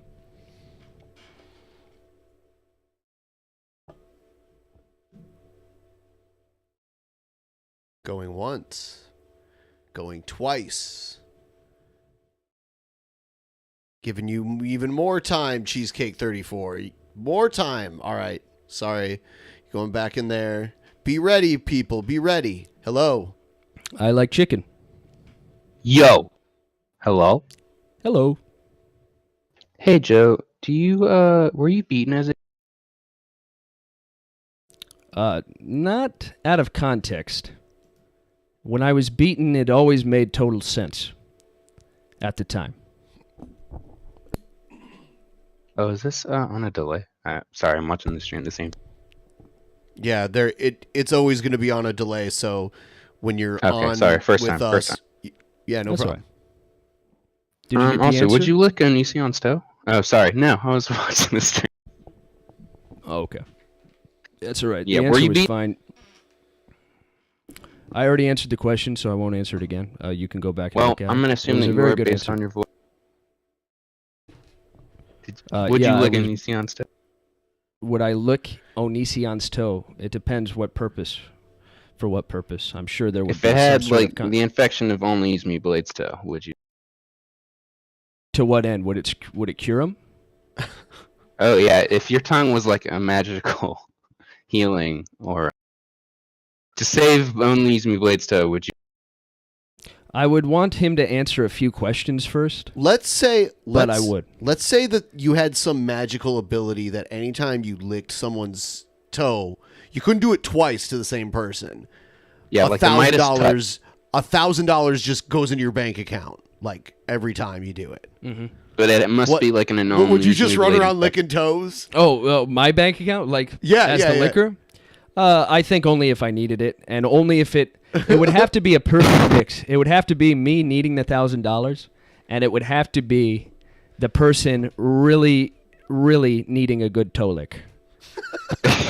I just imagine you on like the side of a street corner with like a panel saying, "I will lick your toe to heal you." Yeah. Yeah, if it was win-win, I don't know what kind of monster would say no. Even if it was Blade's toe. Even if it was Onision's toe. Thank you. Thank you. That's all I have. Thank you. Thank you. I hope you enjoy. I do enjoy. Jack of Blades 777 is here. Hello. Hello, Jack. How's it going, Joe?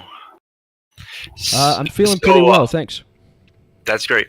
You had weird phobias as one of the topics.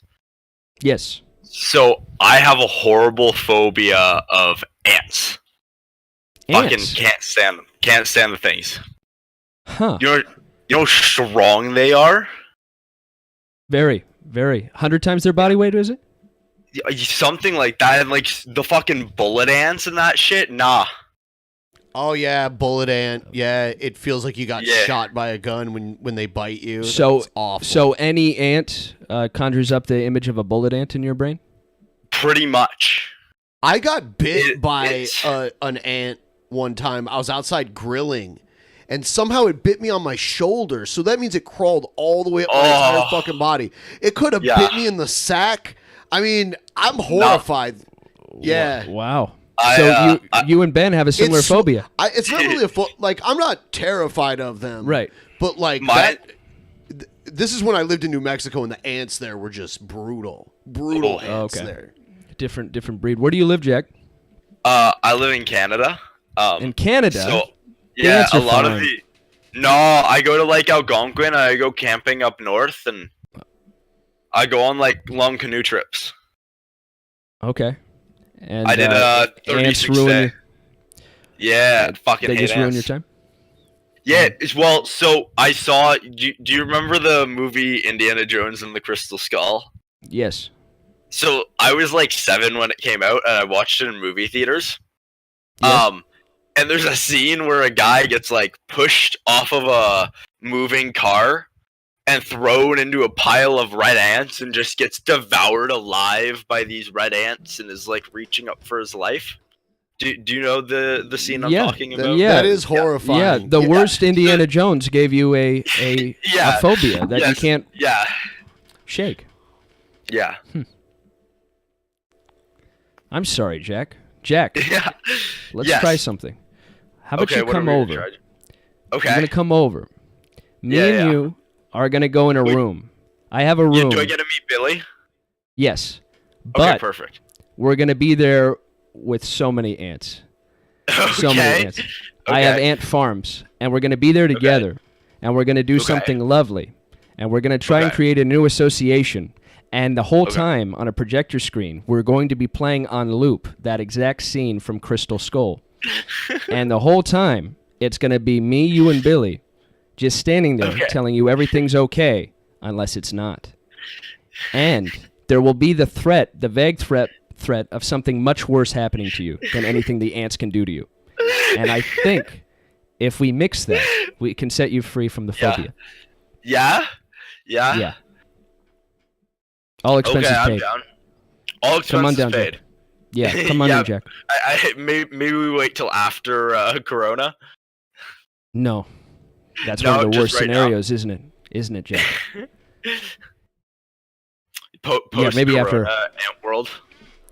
Dog Maybe Planet of after. the Apes is bad. Thanks for calling in, Jack. Was there a point in time when, around the time Andy Dick invited you to meet him in Portland, was there a point where you considered going down there and letting Andy Dick blow you? Not the blow me part, but I knew that I would be confronted. Hanging out with Andy Dick, that's just part of it. And he did say several times on Skype, just so you know, I'm going to fuck you. And I was kind of surprised that he felt that confident in it. What do you think fuck you meant? Do you think, like, he wanted to penetrate you? Or what? I don't know. I didn't ask. Maybe I should have. But I thought it was just funny because he was a part of this really mean community, and I thought it would just be funny to go on and mingle with him. But the fact that he was that serious about it made me feel bad on some level almost, because I would only have to go down there and tell him no, because contrary to everything I say, do, and am, I'm not into it. Did you see the video where he got knocked out? Yes. Yes, I did. Yes, I did. He grabbed some guy's junk and the guy knocked him out. Yeah. Yeah. I thought maybe it'd be funny to like live stream and just hang out and maybe convince people that I'm just fucking Andy Dick or something like that. Right. He'd be fine with turning on the camera, I think. But that happened with another gay guy on the trip on RV, and he was one of those gay guys who didn't respect the fact that I didn't identify that way, and was just very handsy and very So I didn't want to have to put myself in that position again because I didn't want to have to put him in that situation wherein I had to say, hey, listen, I know I came into your hotel room and everything and that I've been kind of like having fun with you on camera and even pretending to flirt, but I'm not interested. It would just be rude. It'd be rude. So no, I didn't plan on blowing him, but I did plan on seeing him to see where it went. And I ended up not even doing that for that very purpose. Hello. It's Kino. Kino's here. Hey. What brings you in, Kino? Well, honestly, there's 3 topics that I have, but I will let you pick which one you're most interested in, if that's okay. You can just do. You could do all 3. Yeah, why not? Why not, right? Okay. Yeah. Well, game. I kind of have a strange phobia that I've always had, but I'm kind of getting over it in small scales. Okay. Escalator. When I was really Escalators. small, we went to Universal Studios, and they have these giant escalators that are really long.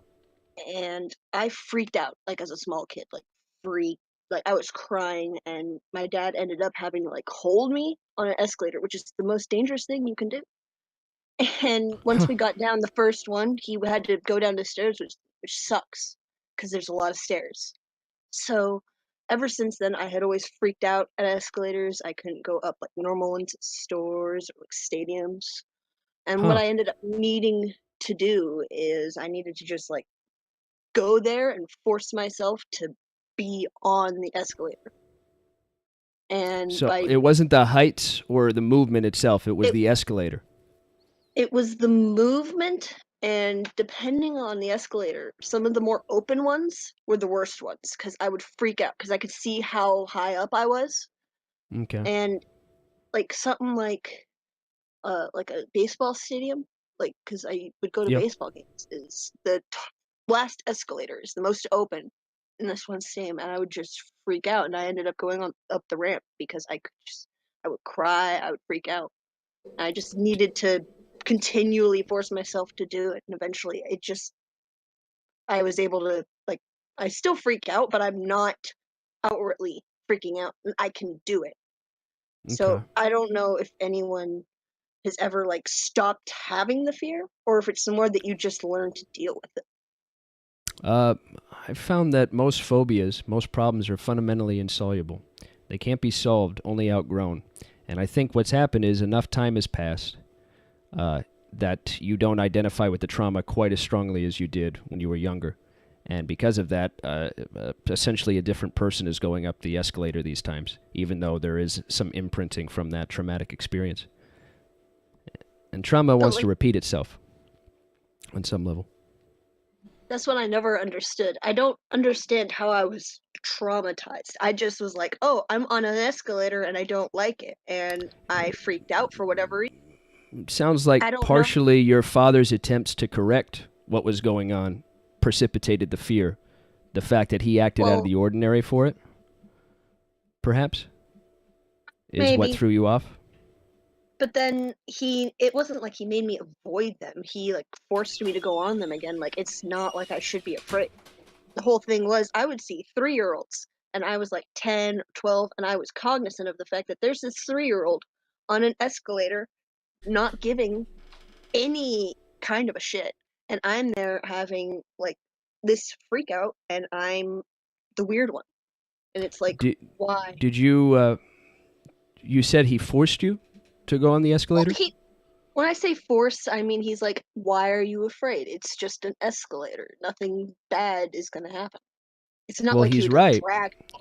He's I would right. like walk onto the escalator willingly, obviously, but he would be like, we need to do this. I would like, can I do stairs? And he's like, you should do this, and I would do it. And it was like, it wasn't forcing, it was more encouraging, I guess. Interesting. But What's interesting about that story is that it's interesting that how a lot of times we can trace the phobia. You're pretty lucky in the sense that you can trace it. A lot of people, since we think in narratives, think that there's something, an exact causality. But in your case, it really seems like this is the stem of all of it, and you seem to have a very clear memory of it. But just as it's clear now to you that accidents on escalators, though they do happen, are exceedingly rare, they happen much rarer than, for example, a car accident. Then I would suggest, or I would say to you, the same means by which you contracted the phobia, as irrational it was, I say just drop the phobia in the same degree of irrationality. Just drop it. In fact, run up the escalator and stub your toe and fall down. And let the worst thing happen to you as you tumble down. Make sure your head hits every single bump, okay, on your way down. And then try this. Try to run up the down escalator and see where that gets you. I always try and tie my shoes and make sure that they're tied before I go on, though. Tie them on them, huh? What do you think? Interesting. More efficient. Feel the fear. Feel it. Don't identify it, but feel it. Do it blindfolded. Yes. Go up an escalator with your shoes untied, blindfolded. Kino, you're going to come down to Seattle, and me and Billy are going to take you to the escalator place? We're going to take you to the mall, the South Center Mall, and we're going to go up all their escalators together under the threat of something much worse happening to you if you don't go up the escalator, and I think that'll cure you. You'll be afraid of us and not the escalator anymore. Oh, I already am afraid of you. Good. What's the second topic? It was philosophy and how to deal with nihilism and how to deal with when you can't find meaning in life. What do you do, and how do you motivate yourself to do anything? Well, the first thing that you have to do is realize that there isn't an inherent meaning. If you cling to one, what you're clinging to is a belief. Now, that being said, it's in us to care. In fact, recognize that the fact that you don't have an ability to care is caring. That's how you recognized in the first place. What most of us are suffering from is an existential illness. We know that there isn't the meaning that they gave us, and our new models for thought are just models, and they don't do very well in supplying a meaning. Why? Because we're only really truly happy when we're creating. And this is why people cling to their only creations they have. A lot of times it's either their children or their excuses. People cling to their excuses masquerading as stories vigorously. Why? Because it's a creation. That is where they found a meaning. For example, your story, if it was truly meaningless, there would be no fear attached to it either. It wouldn't even have a relative, arbitrary meaning. That escalator does have a meaning to you. Granted, it's completely beyond your power as far as you know. You don't know why you're afraid. You can't think your way out of the fear. So when we were talking about a problem that was fundamentally insoluble, something that could not be feared or could not be conquered with conscious intent, we have to create the means for conscious intent. What I found works is going through all of the worst things that can happen and living in them in your imagination.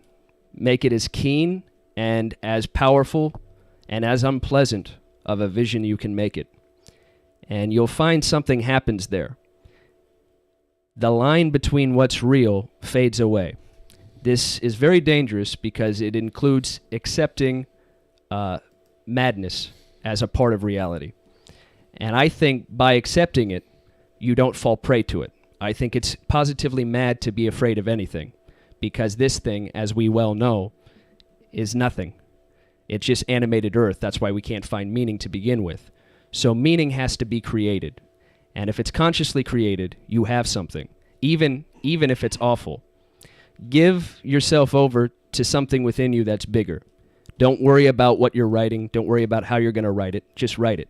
And realize that the price for not writing your own story is that dull, agonizing misery that you call life. It is an existential crisis that will never, ever be fixed. And it involves a lot of unlearning and a lot of process of elimination. You'll find out the world is absolutely rudderless. And you're here to be a little mini-god. And if you don't embrace that, and trust me, people won't be too keen on letting you know that and letting you realize that. But if you do embrace it, there is a reward. Dogma is broken, among other things.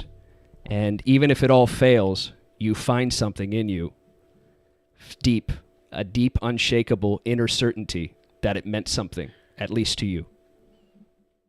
The whole mini god thing kind of made me think of Anton LaVey philosophy. Yeah. There's been a lot of psychos like that. Anton LaVey, the Church of Satan. Yeah. Well, Cool. even a stop clock is right twice a day. So yeah. What was your third thing? Oh, lastly, I was going to suggest that you get or make dakimakuras, the Japanese hugging body pillows. That I get or make? Right, like if you like were to make art and like draw and then like make your own specific one for you. Okay. Why would I do that? I just think it would be cool, and that there would be a lot of like video opportunities. It would help with like your okay. spinal alignment when you sleep. They're Okay. soft, and I Okay. mean you can get a sexy waifu. A sexy waifu, but I have a sexy wife. Well, you, your wife, and your sexy waifu can all be together. All right. So it's practice for polygamy. I guess. You'll be a Latter-day Saint eventually. Yeah. All right, Kino, I'll do it for you. I'm getting a waifu. Or you could get like a male one if she wants, or inferior, if you want. But I mean, Yeah, I'll have to pretend to not want that for a long time. This is going to be difficult, Kino. You've opened a whole new can of worms. Kino, I want to tell you something. beautiful. I hope you fall down an escalator. I'm kidding. Bye, Kino. Kino. Kino. Kino, remember what we said earlier? You know what that meant. You know what I meant by that. Because you'll see it's okay. Spec is here, everyone. Hi, Joe. Hi, Spec. I just want to hear a story involving Billy being racist. Involving Billy being racist. Yeah, let's hear it. Now, an honest one is going to be hard to come by because Billy is very, very afraid of being seen as racist, which might be evidence of racism. It could be. It's kind of like the guy that bashes homosexuals. Kind of. Yeah. Or the guy who bashes pedophiles. Oh, well, he does that too. He does. I'm kidding. Pedophobes don't tend to be pedophiles. Not that I've noticed. I'm not sure. Maybe. Who knows? Maybe everybody's hiding something. Pedophobe But is just somebody who's afraid of children. a pedophile phobe. Spec. Catch up. Pedophile phobe. Catch up. That's what we were talking about. Anyway, the most racist Billy has ever been. We were driving down Aurora Avenue, and there was a girl with a big rear end, and she was really working her walk, kind of walking like a horse. And she was a white girl. And he goes, "Oh, you know she voted Obama." Whoa. Whoa. It was really funny. Young Bill Fridge. It was really funny. It was funny, especially given the source and the fact that Obama was already out of office by that time. It was really funny. How long ago did you say it was? Let's see. This was back in 2017. Something like that. You know she voted for Obama. You know she voted Obama. Wow. Yeah. So you can interpret that any way you like, Spec. I like to think that it was patently racist in some way. Yeah, or at least I would like classist. to think that Billy is not as much of a sweet boy as he lets on. Does that comfort you to know that he's not as much of a sweet boy or couldn't possibly be as much of a sweet boy as he lets on? I mean, I already knew it. Do you think he tries to let people think that he's a sweet boy, or do you think he's winking with you? He wants you to know that he doesn't actually think he's a sweet boy. He's just trying to do it the best he can. I think he's trying to convince himself that he's a sweet boy. You think he confuses his role for reality? Is that what you're saying? Yeah, yeah. Do you think you do that ever? Confuse my role for The role you reality? play. Yeah, the thoughts that you have for an identity. The preferences you have for an identity. I'm too high for this. All right, Spec. Thanks for calling. All right, Spec. Thanks for calling. Billy's Cummies. Dad, Joe, Mhm. Papa Joe. Mm-hmm. Billy's such a sweet boy. I would like to know why he came to my house yelling racial slurs and he took a cross and he burned it on my front lawn. Why did he do this? Please, Dad. Okay. I just- It could be I would that he like- was making a funny joke, Billy's Cummies. Now bear with me, because it's not going to sound funny until you hear what the punchline is. Okay. I would like to know the punchline. So he was yelling racial slurs at you.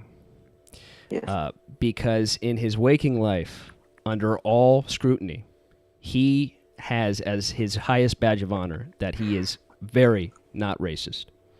And he burned a cross in your lawn because there's a group called the Ku Klux Klan as love those guys. kind of a symbol of who they are. They burn crosses. Now, he did all this to you. Now, this is not going to sound funny at all because you're black. And one of the How did you things know? that KKK people hate the most is black. Now, Billy doesn't actually hate black people, but he likes to pretend he's a KKK member so that black people feel free to laugh at the KKK in a way that they never have before. So he was trying to do it to help you grow. How do these guys dress up? What attire do they dress up in? The nearest sheet, preferably white, though I've seen some yellow ones, and I saw a is this silver one why- before. Is this why people are throwing sticks and stones at me and yelling various angry things at me when I went as a ghost for Halloween? It's to make you better. It's to make you better. Nobody likes a black KKK member, Billy's Cummies. Joe, on a real note, how do you get started in life as a broke 18-year-old with no money with a high pitched voice that everyone treats like a child? How do you get started? I mean, I'll tell you. Tell me, This is a Father. great question. It's a great question. Ignore every piece of advice you were ever given. Ignore it. Ignore it. Okay? Why? Okay. All right. It's a great way to start. I can do that. I can do that. All so right. should I? Doesn't start sound or like he's should I- ignoring your advice right now. It seems Exactly. like he's taking it. Fuck. Wow, you've already failed. Yeah. Ben, please, just give me a chance. I'll suck your balls, please. Not the toe? no. Only toes, please. Ben's like, no thanks. All right. Billy's Cummies. Anything else?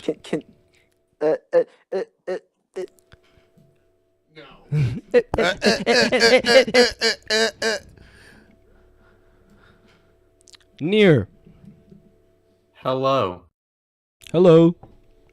I have a two-part question and also a story. Okay. Which would you like to start with? Let's start with your story first. I want to get to know you a little bit. All right, my name is Near. I live in Indiana on Boulevard Street. Also, my social security number is confidential. Okay. So my story is about being drunk. Now, I've never been prohibited from alcohol when growing up, so I've only been drunk a handful of times. But every time I've been drunk, it's been completely not my fault. Okay. First time I was drunk, I was 19, and I went to Fort Lauderdale in Florida for spring break. And I ended up hanging out with a bunch of older college girls. I don't know why. they decided that they wanted a 19-year-old boy around them, but I guess I went with them. And they kept giving me pina coladas. Okay. Now, pina coladas are my favorite drink. Probably because of this. Okay. But I drank so many pina coladas that later in the night when I was eating one of these girls out, I threw up mostly pina coladas directly into her pussy.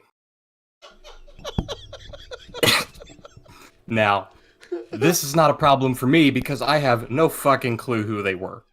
Right. We met on the beach. I didn't stop. So, it wasn't until after when she realized that her pussy was full of partially digested pina colada. Pina colada. Huh. And you said that wasn't your fault. It wasn't your fault because you were. It wasn't my fault. Okay. All right. I can't buy pina coladas. I was 19. Okay.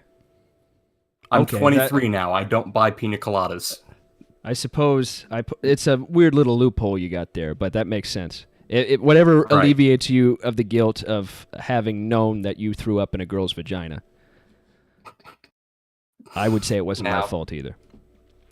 Yeah, see? It wasn't your fault, wasn't my fault. Whose fault was it? Probably the bartenders. And that's was that the most of story? my story. Yeah, that's Okay. the story. Okay, before you Now tell my the end of the story, you ask your two-parter. Yes. Okay. So the first question, well, I guess it's two questions. I don't know if they're kind of related. So there's a girl that I'm 23 now, that I'm trying to date now, and I think she might have a penis, which is fine with me. I don't care. I'll date men or women. But I have a question about this. Okay. So with men, usually the person with the bigger dick is the top. Is that how they do it? That's how I do it. Okay. But now, and it's usually me. Okay. I have a medium dick, so it's if you have a smaller dick than me, you have a small dick. Okay. So you don't get to be a top if you have a small dick. Hold on, say that But- again. Repeat that again. He says he usually I have a is bigger medium because it's medium. I have a medium. I have a Oh, medium dick. So if you have a smaller dick than a medium dick, you have a small dick. Is what you just said. Yes. Yes. Yes. Okay. Yes. That was like Mercedes Carrera once said, most guys have average penises. Right. That's why it's average. Yeah. Now, I don't have an average penis. I have a medium penis. Average penis is small penis. Only by like a centimeter, but still small. I like that there's a difference. I Medium like and how he average. uses the metric system. Yeah. Yeah. Medium Well, to I'm a average. chemist. I have to. I'll be There fired you if I go. don't. So average is small, medium is larger than average, and there's a distinction between the Slightly. two, clearly. Okay. Right. So, if this girl has a penis, and I'm pretty sure she does, Yes. do we still follow this rule where the person with the bigger dick is the top, or is it different because it's a girl? It depends on whether or not you want to take it up the ass. I think. Well, I'm I think fine that should be either the way. rule. I think that I'm should be the rule here. bisexual. Okay. So if I'm fine either way. if you're okay, then why not leave it up to an arbitrary decision? Flip a coin, or rotate turns, or leave it up to her. Oh. See, I hadn't Think about considered that. Yeah, you can do that. She has a penis. Yeah. The rule is not whether they're male or female, but whether or not they have a penis. Okay? That's Yeah. gonna tell you if you're gonna give them the choice. You understand? Right. Yeah. What was the second part? And then the second part is that, so normally I find myself in the situation where I'm surrounded socially, as in like my friend groups or who I'm dating, is either usually women that happen to have penises, which is strange because I don't know how you find that, but finds me, I guess. Hmm. And then The other group of people I find myself around a lot is lesbians. Now, I don't have a problem with lesbians. I just, once I know people are lesbians, I'm no longer attracted to them. Oh, But well, that's why, good. I don't know why, and maybe you do, that I am attracted to lesbians until I know that they're lesbians. Huh. Well, as we've previously established, you are bisexual. And as we established as well, you find yourself oftentimes around females or, females with male genitalia. I think oftentimes when we encounter a lesbian, we don't encounter an especially feminine type of woman. We encounter a female with a masculine disposition. I think part of your sexual experiments with yourself has taken you to a place wherein you like to pervert, which is to make backwards. That does not mean perverted.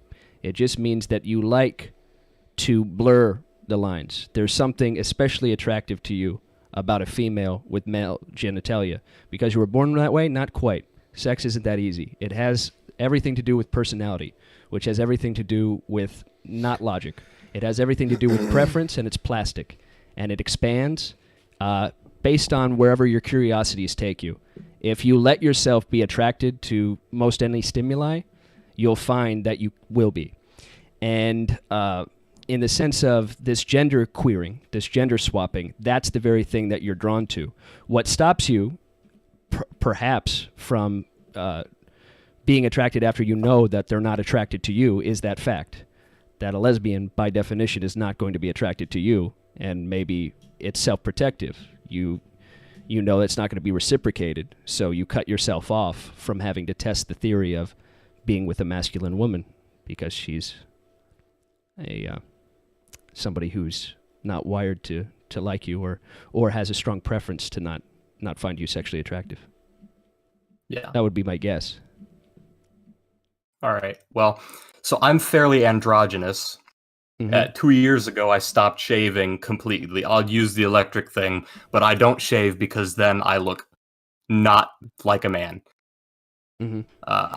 So sometimes bisexual women that lean towards lesbian but aren't completely lesbian will engage with me.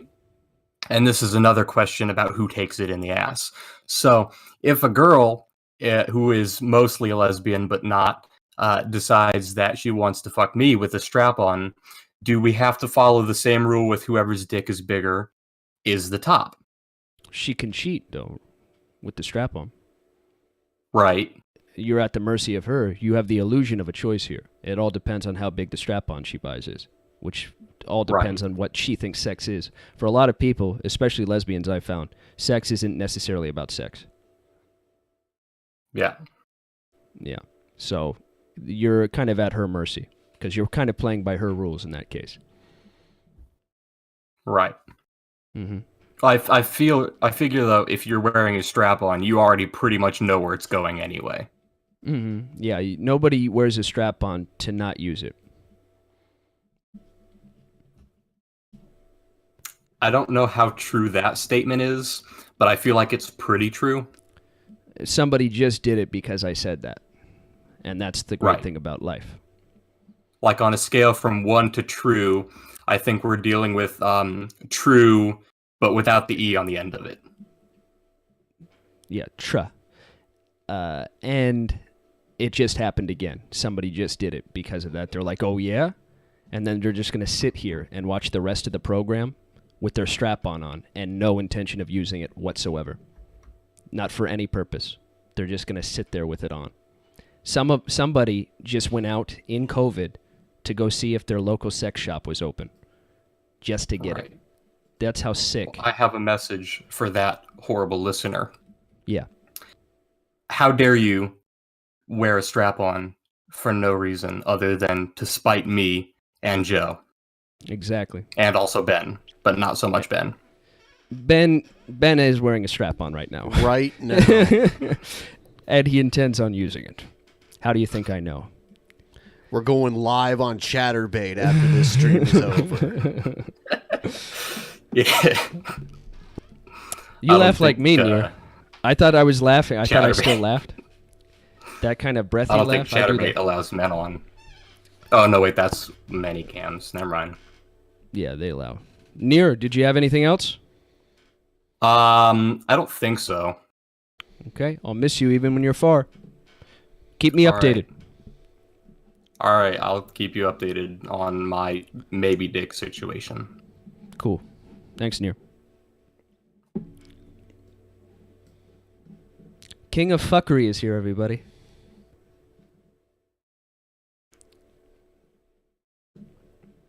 King of Fuckery? Can you hear me? Yes. So I have a question. I have a question, and I also have a phobia. So Okay. Can you hear Whatever you want to share first. Yeah, I do hear you. There is a weird little feedback sound. Do you have the stream on in the back, or is that just the mic? it's probably the mic. Okay. That's all right. Let's go with it. Okay. Okay.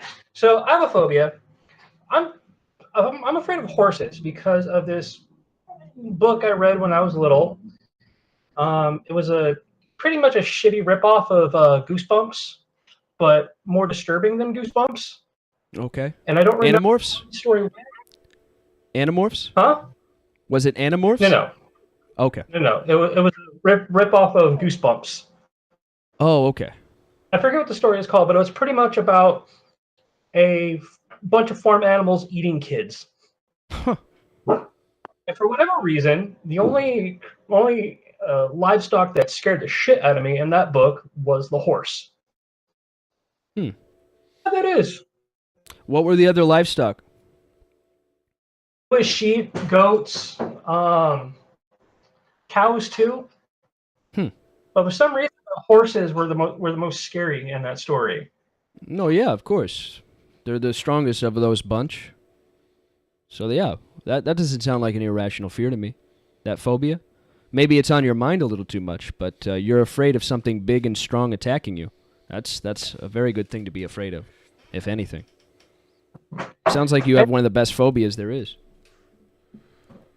Never thought of that. And I have a question for you. Yeah. You're aware of the show BoJack Horseman, right? I've never watched it, but I know of it. Okay, so there's a character in that show called Todd. And like you, he's pretty much a chronic underachiever that fails upward a lot. Mm-hmm. So if you ever get the chance, watch that show. Only watch the first season because the other ones just suck and they get more depressing as the time goes on. Mm-hmm. And I still see yourself as Joe Todd. Joe Todd? Todd. Todd. T-O-D-D? Yes. Okay. Thank you.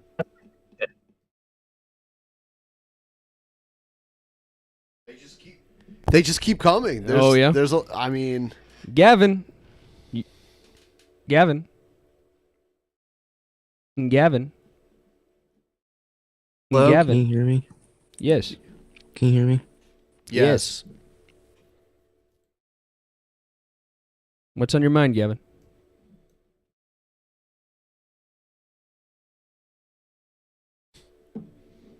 Take your time, Gavin. He's probably eating nuts. I'm in my room. Yeah, it's dark. You're in your room. That's good. No lights on.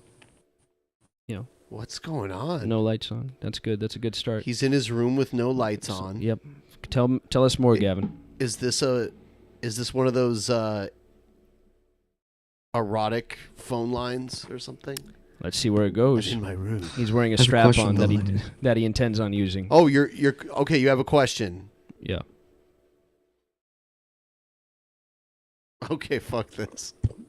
All right. It was a good shot, Gavin. Yeah, we gave it a shot. He was getting the lube ready. BT Toast. Hey, how's it going? Hey, it's been a lot of fun so far. Doing good, dude. Good. Yeah. Good. Oh, and by the way, guys, if you've enjoyed the stream, please like it. Or dislike it if you've disliked it, as per BT Toast. Yeah, so actually I have a pretty irresponsible passing out drunk story. Yes. Yeah. So my friend, he was getting married in Mobile. So I rented a car, drove up there from Fort Lauderdale, and we decided to go to the strip club. I feel like it was a little far away. I can't remember. Very small town.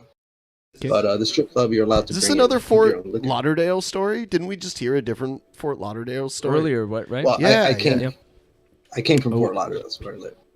Oh, cool. Cool. All right. But it was in Mobile. So we were able to bring your own alcohol. So we of course brought like 3 or 4 bottles. Drunk, end up passing out at the stage. We're driving back, pass out at the wheel. I hit curb, jump over a little ditch basin thing that they have over there for drainage. Through some trees, landed, bottomed out the car completely. Everybody was safe. Luckily, the groom's friend was the tow truck driver, so he came there immediately, got the car onto the tow truck and everything. That's when the cop showed up. Luckily, I was sobered up real quick and was able to tell the cops, hey, just kind of missed the turn. I'm not from here. I wasn't recognizable with the area and stuff, but yeah, got away with no tickets and clean. Very responsible. Wow. Lucky me. Yeah, it sounds like you handed him well enough for them to look the other way. Yeah, they actually thought the girl I was with that because I guess she seemed more drunk. They thought she was driving the car, but I was like, "This is a rental. There's no reason for me to let her drive." That was a close one.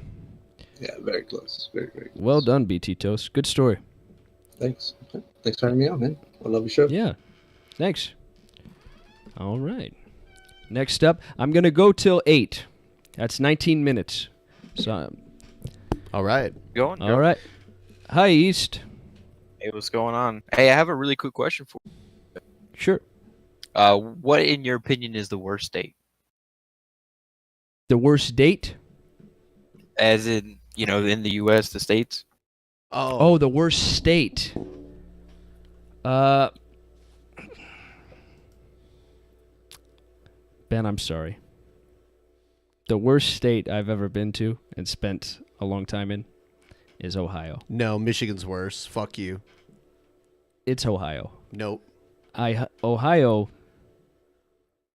is the Twilight Zone. It is the Ohio weirdest... is where people from Michigan move when they get laid off when they live in Michigan. It's true. Yeah, that's true. Ohio is just I've never seen a more concentrated group of weird people in my life, and that's me saying that. So you're telling me the Bengals aren't the best team ever? The Bengals, they're not. Contrary to what They're their really records not. suggest, no. Bengals, the Cincinnati Reds. Ben is wearing a Reds cap off camera. The Cleveland Indians are probably the best of the bunch. But I keep hearing about this racist fridge out in Seattle. I might have to go check it out. You'll have to check him out. He's liable to say anything. The man's a ticking time bomb. And just remember, you have been warned. Warning.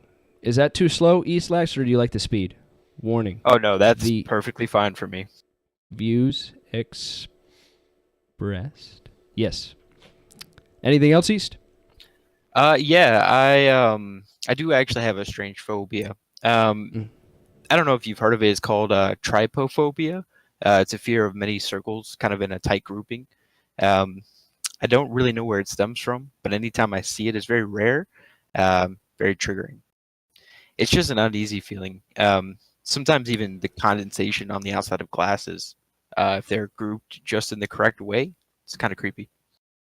So that they're overlapped with each other? Not necessarily overlapped. It's just grouped closely together.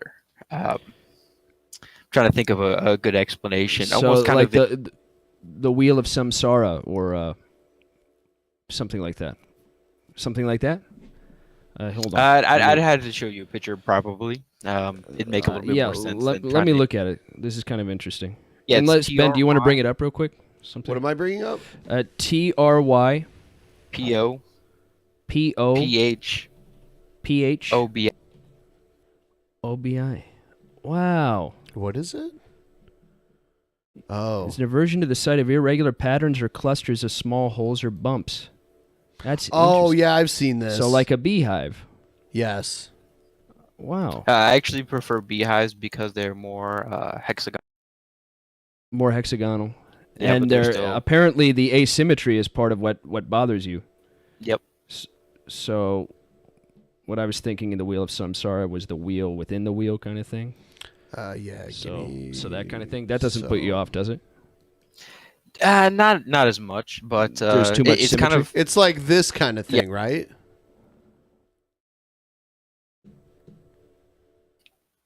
yeah, exactly. That's Yeah. exactly what it is. And it's just a repulsion you have to it, or It's a lotus. It's an aversion. If I see it, I get a little uneasy. But I it's actually not have them out of- tattooed on me. Oh wow, yeah, sure Oh. do. Yeah. That's interesting. Well, that's all I got. End Just recording. stare into Ben's arm, and I think we'll have you conquered in no time. Your fear conquered in no time.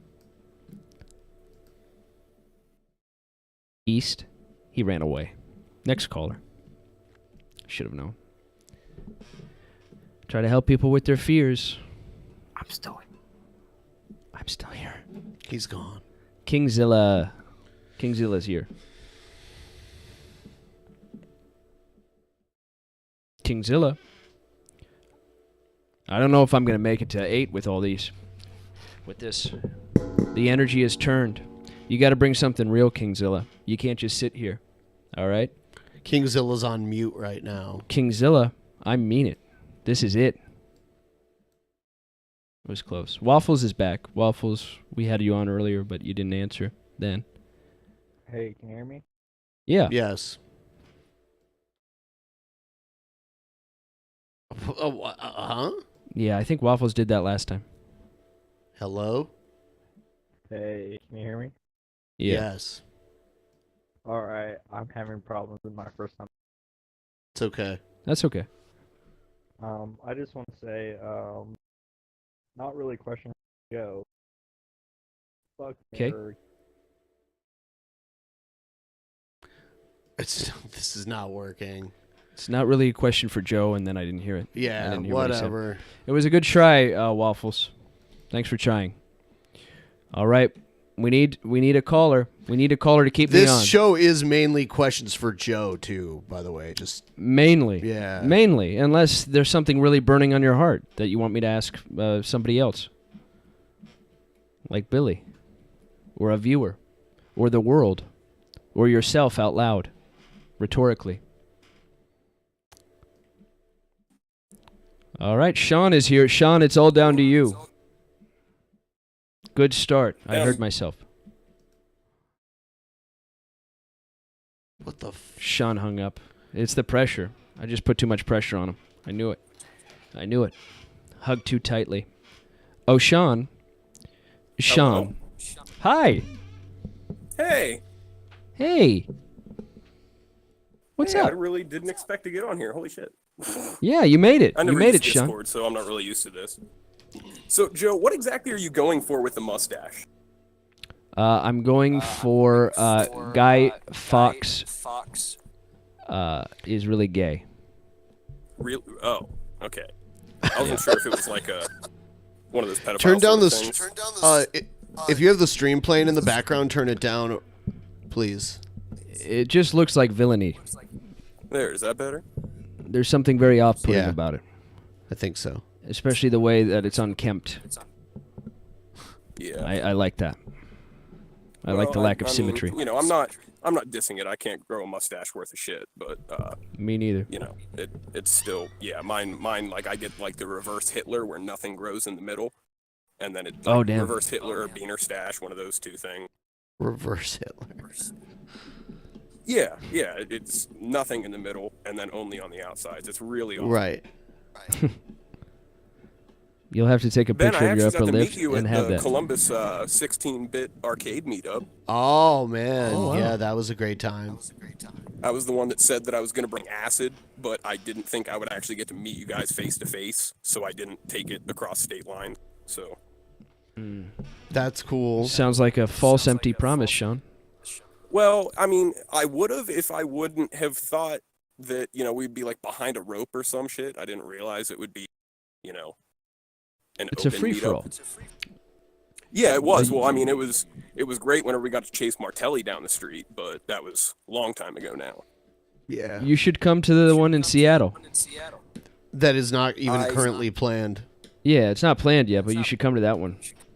I live in Pennsylvania, so I'm really gonna have to plan ahead on that one because What part of Pennsylvania? Central Pennsylvania, right outside of Penn State University. Oh, okay. I was born in the Lehigh Valley. That's cool. Yeah, that's what, North Pennsylvania? Northeast. Yep. Yeah. Yep. Yeah. Well, I don't know. I didn't really have anything to talk about. I was just trying to. If you guys That's were all right, ready. Sean. You were just trying it out. That's okay. You can do that. Failure Yeah, is not this looked down like upon. literally my first time using Discord, and I didn't even expect. So. You did relatively well considering it was your first time. Yeah, it's not bad. Maybe I'll try and think of something to say next time I call in. Quick question: do you have headphones in right now?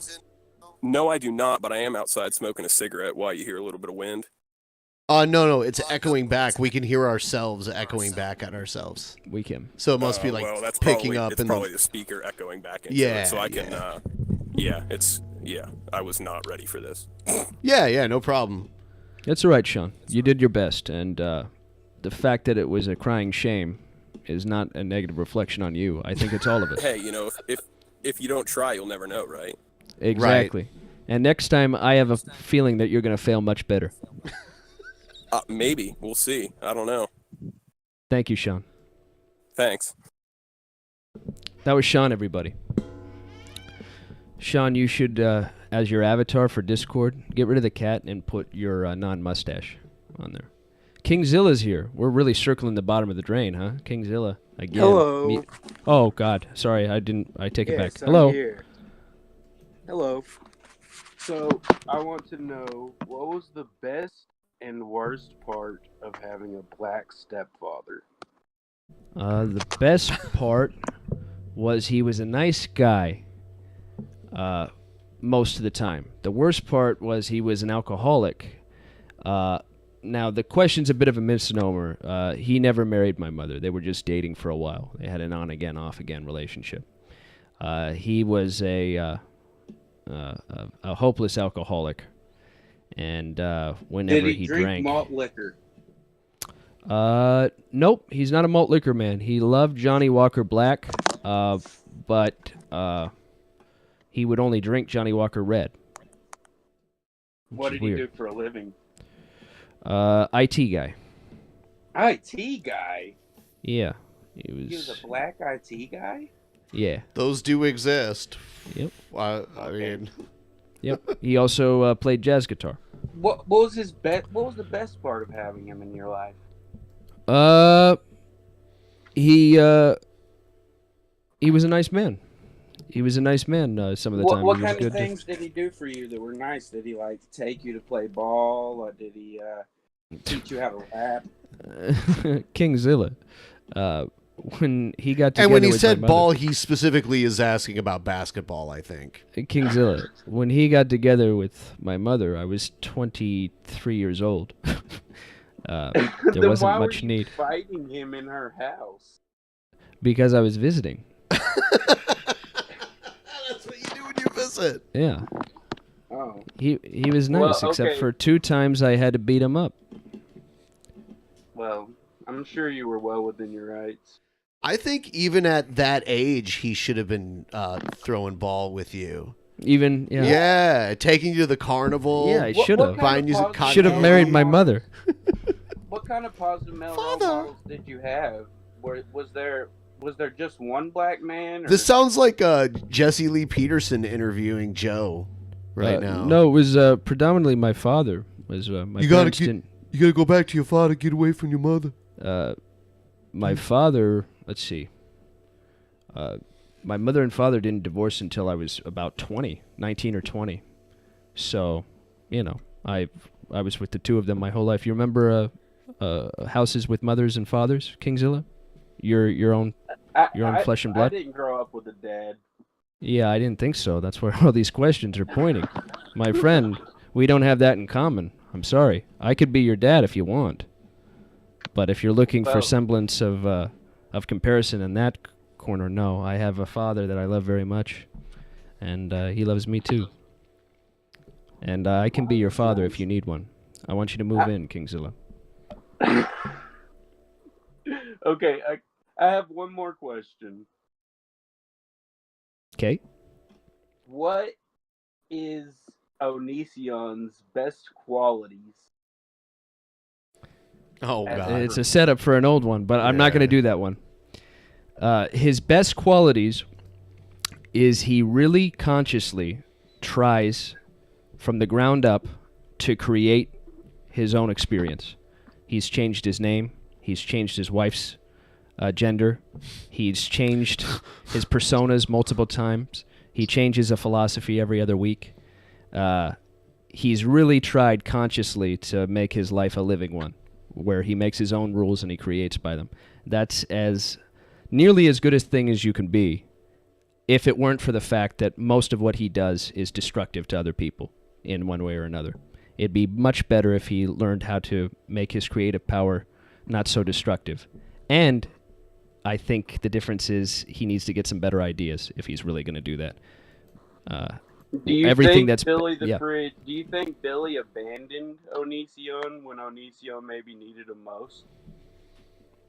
That's an interesting question. I don't think Onision necessarily needed Billy. I think Billy would needed to not be near him for his own well-being, because he didn't know if he was sticking his neck out for somebody who did something terrible or not. He didn't know, and because of that, he erred on the side of caution and said, "I'm just going to pull back." Some of it was probably selfishly motivated. He was afraid of the blowback from people. Me, I didn't really see any merit in a lot of the claims at the time. Now, have I looked closer at them? Not really. I don't know Onision, and I don't pay attention to internet drama. I know the guy who came over a few times, and that I went over to him, and we made some videos together. His name was James. I don't really know anything beyond that. I can tell you that he does see people as means to an end. I can tell you that he is capable of extraordinary destruction to other people around him. I can tell you that. But I can tell you that unless you're willing to play their game, you know, you don't have to hate them. There's other ways to deal with them and to show that you don't approve of what they're doing. And the most effective way is to get in closer to them. Keep your enemies closer. Have you ever heard that saying? Yeah. Yeah. There's a way to siphon that off and show them that there's other ways of being. And that's what people seem to not be able to truly understand, and it's a damn shame. So I'm guessing you don't hang out with Onision anymore. Let's see. Last time I hung out with Onision was that live interview that we filmed. That was the last time. I've received a few texts from him since then, and I've texted him back. Cordial.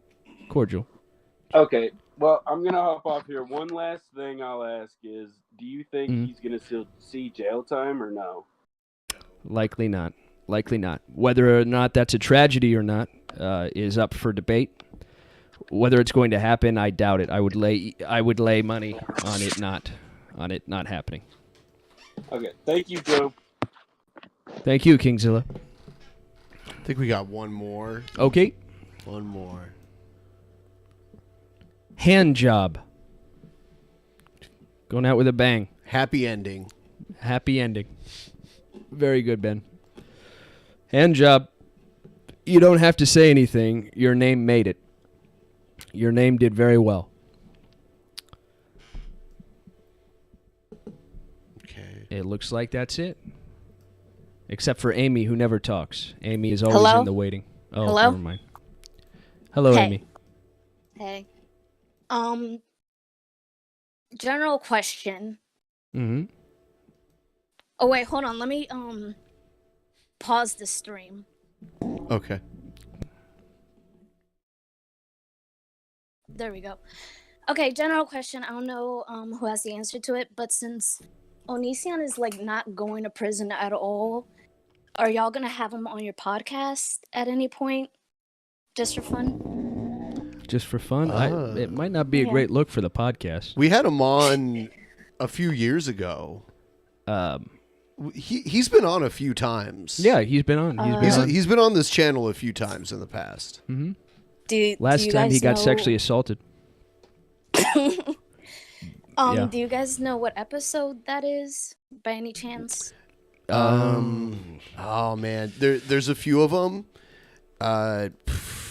There are people that watch this show that remember that better than I do. New Year's Eve 2018. He was here on New Year's Eve 2018. and he was on in like 2017. He was one on the 24-hour stream. He was there in 2017. New Year's Eve 2018. No, he was on the 24-hour stream here. It wasn't the 24-hour stream in 2017. It was something else. Okay. And we did a private show also with him. And a private show with Yeah, him, he's done like 3 things. Okay. Yeah. He's Y'all don't wanna made get- 3 appearances. Y'all don't want to get one more for 2020? I don't know. I don't see any I'm not sure. real value in it. I'm not sure. If he asks, maybe. Okay. Another question. Do you think Billy's a victim? Billy the Fridge. In what sense? Like when he got sexually assaulted by Onision on that live stream. Billy understands what most people don't seem to understand. It's everything is what you make it. So no, he doesn't want to make himself into a victim. He will if it benefits him in some way. But no, he doesn't see himself as a victim at all. He's Okay, very since- strong and independent. Okay. One last thing. Since he's not a victim, could you at least, like, as a request, ask him to, like, draw a picture of him getting sexually assaulted by Onision, just for fun? Yeah, of course. Of What course. is this? Of course, Amy. Of course, I can ask him to do that for you. He'll say anything for Okay. a fan. Okay. He would do that for Thank you, you. Amy. You're welcome. Thank you. Thanks. Have a All good right. one, y'all. Thanks, you too. Amy is Bye-bye. sick. I guarantee you, she's one of the ones that voted in favor of cruel jokes made at someone else's expense. 61%. I didn't know where a lot of those Onision questions were going. Yeah, interesting. Yeah. Yeah, and the victim and the drawing stuff. She has a very sick mind. I think she was masturbating. The entire Why do you conversation. think she wants us to bring Onision back? I think she might be an Onision fan. Oh. Which explains the sickness. We've learned a lot today. We've had very good talks. Everybody was top notch. I want to thank Mish again for his opening credit sequence. I want to thank Benjamin for being lovely and pressing all the buttons and providing this platform. Buttons are great. And I want to thank everybody who called and everybody who commented. I had fun. Thank you. Thank you. We'll see you in 2 weeks.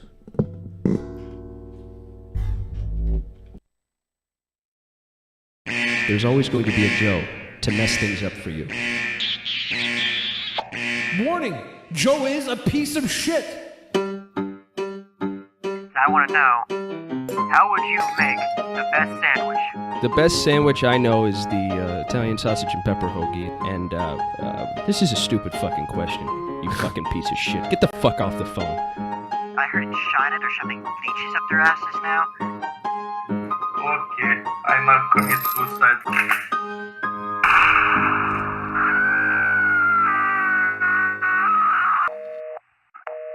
Ben, are you mad at me?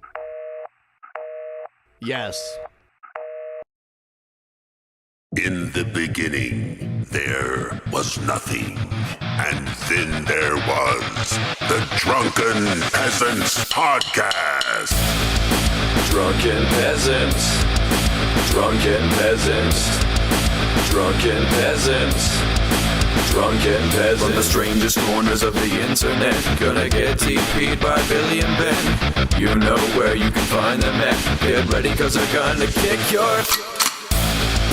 Drunken Peasants. Drunken Peasants.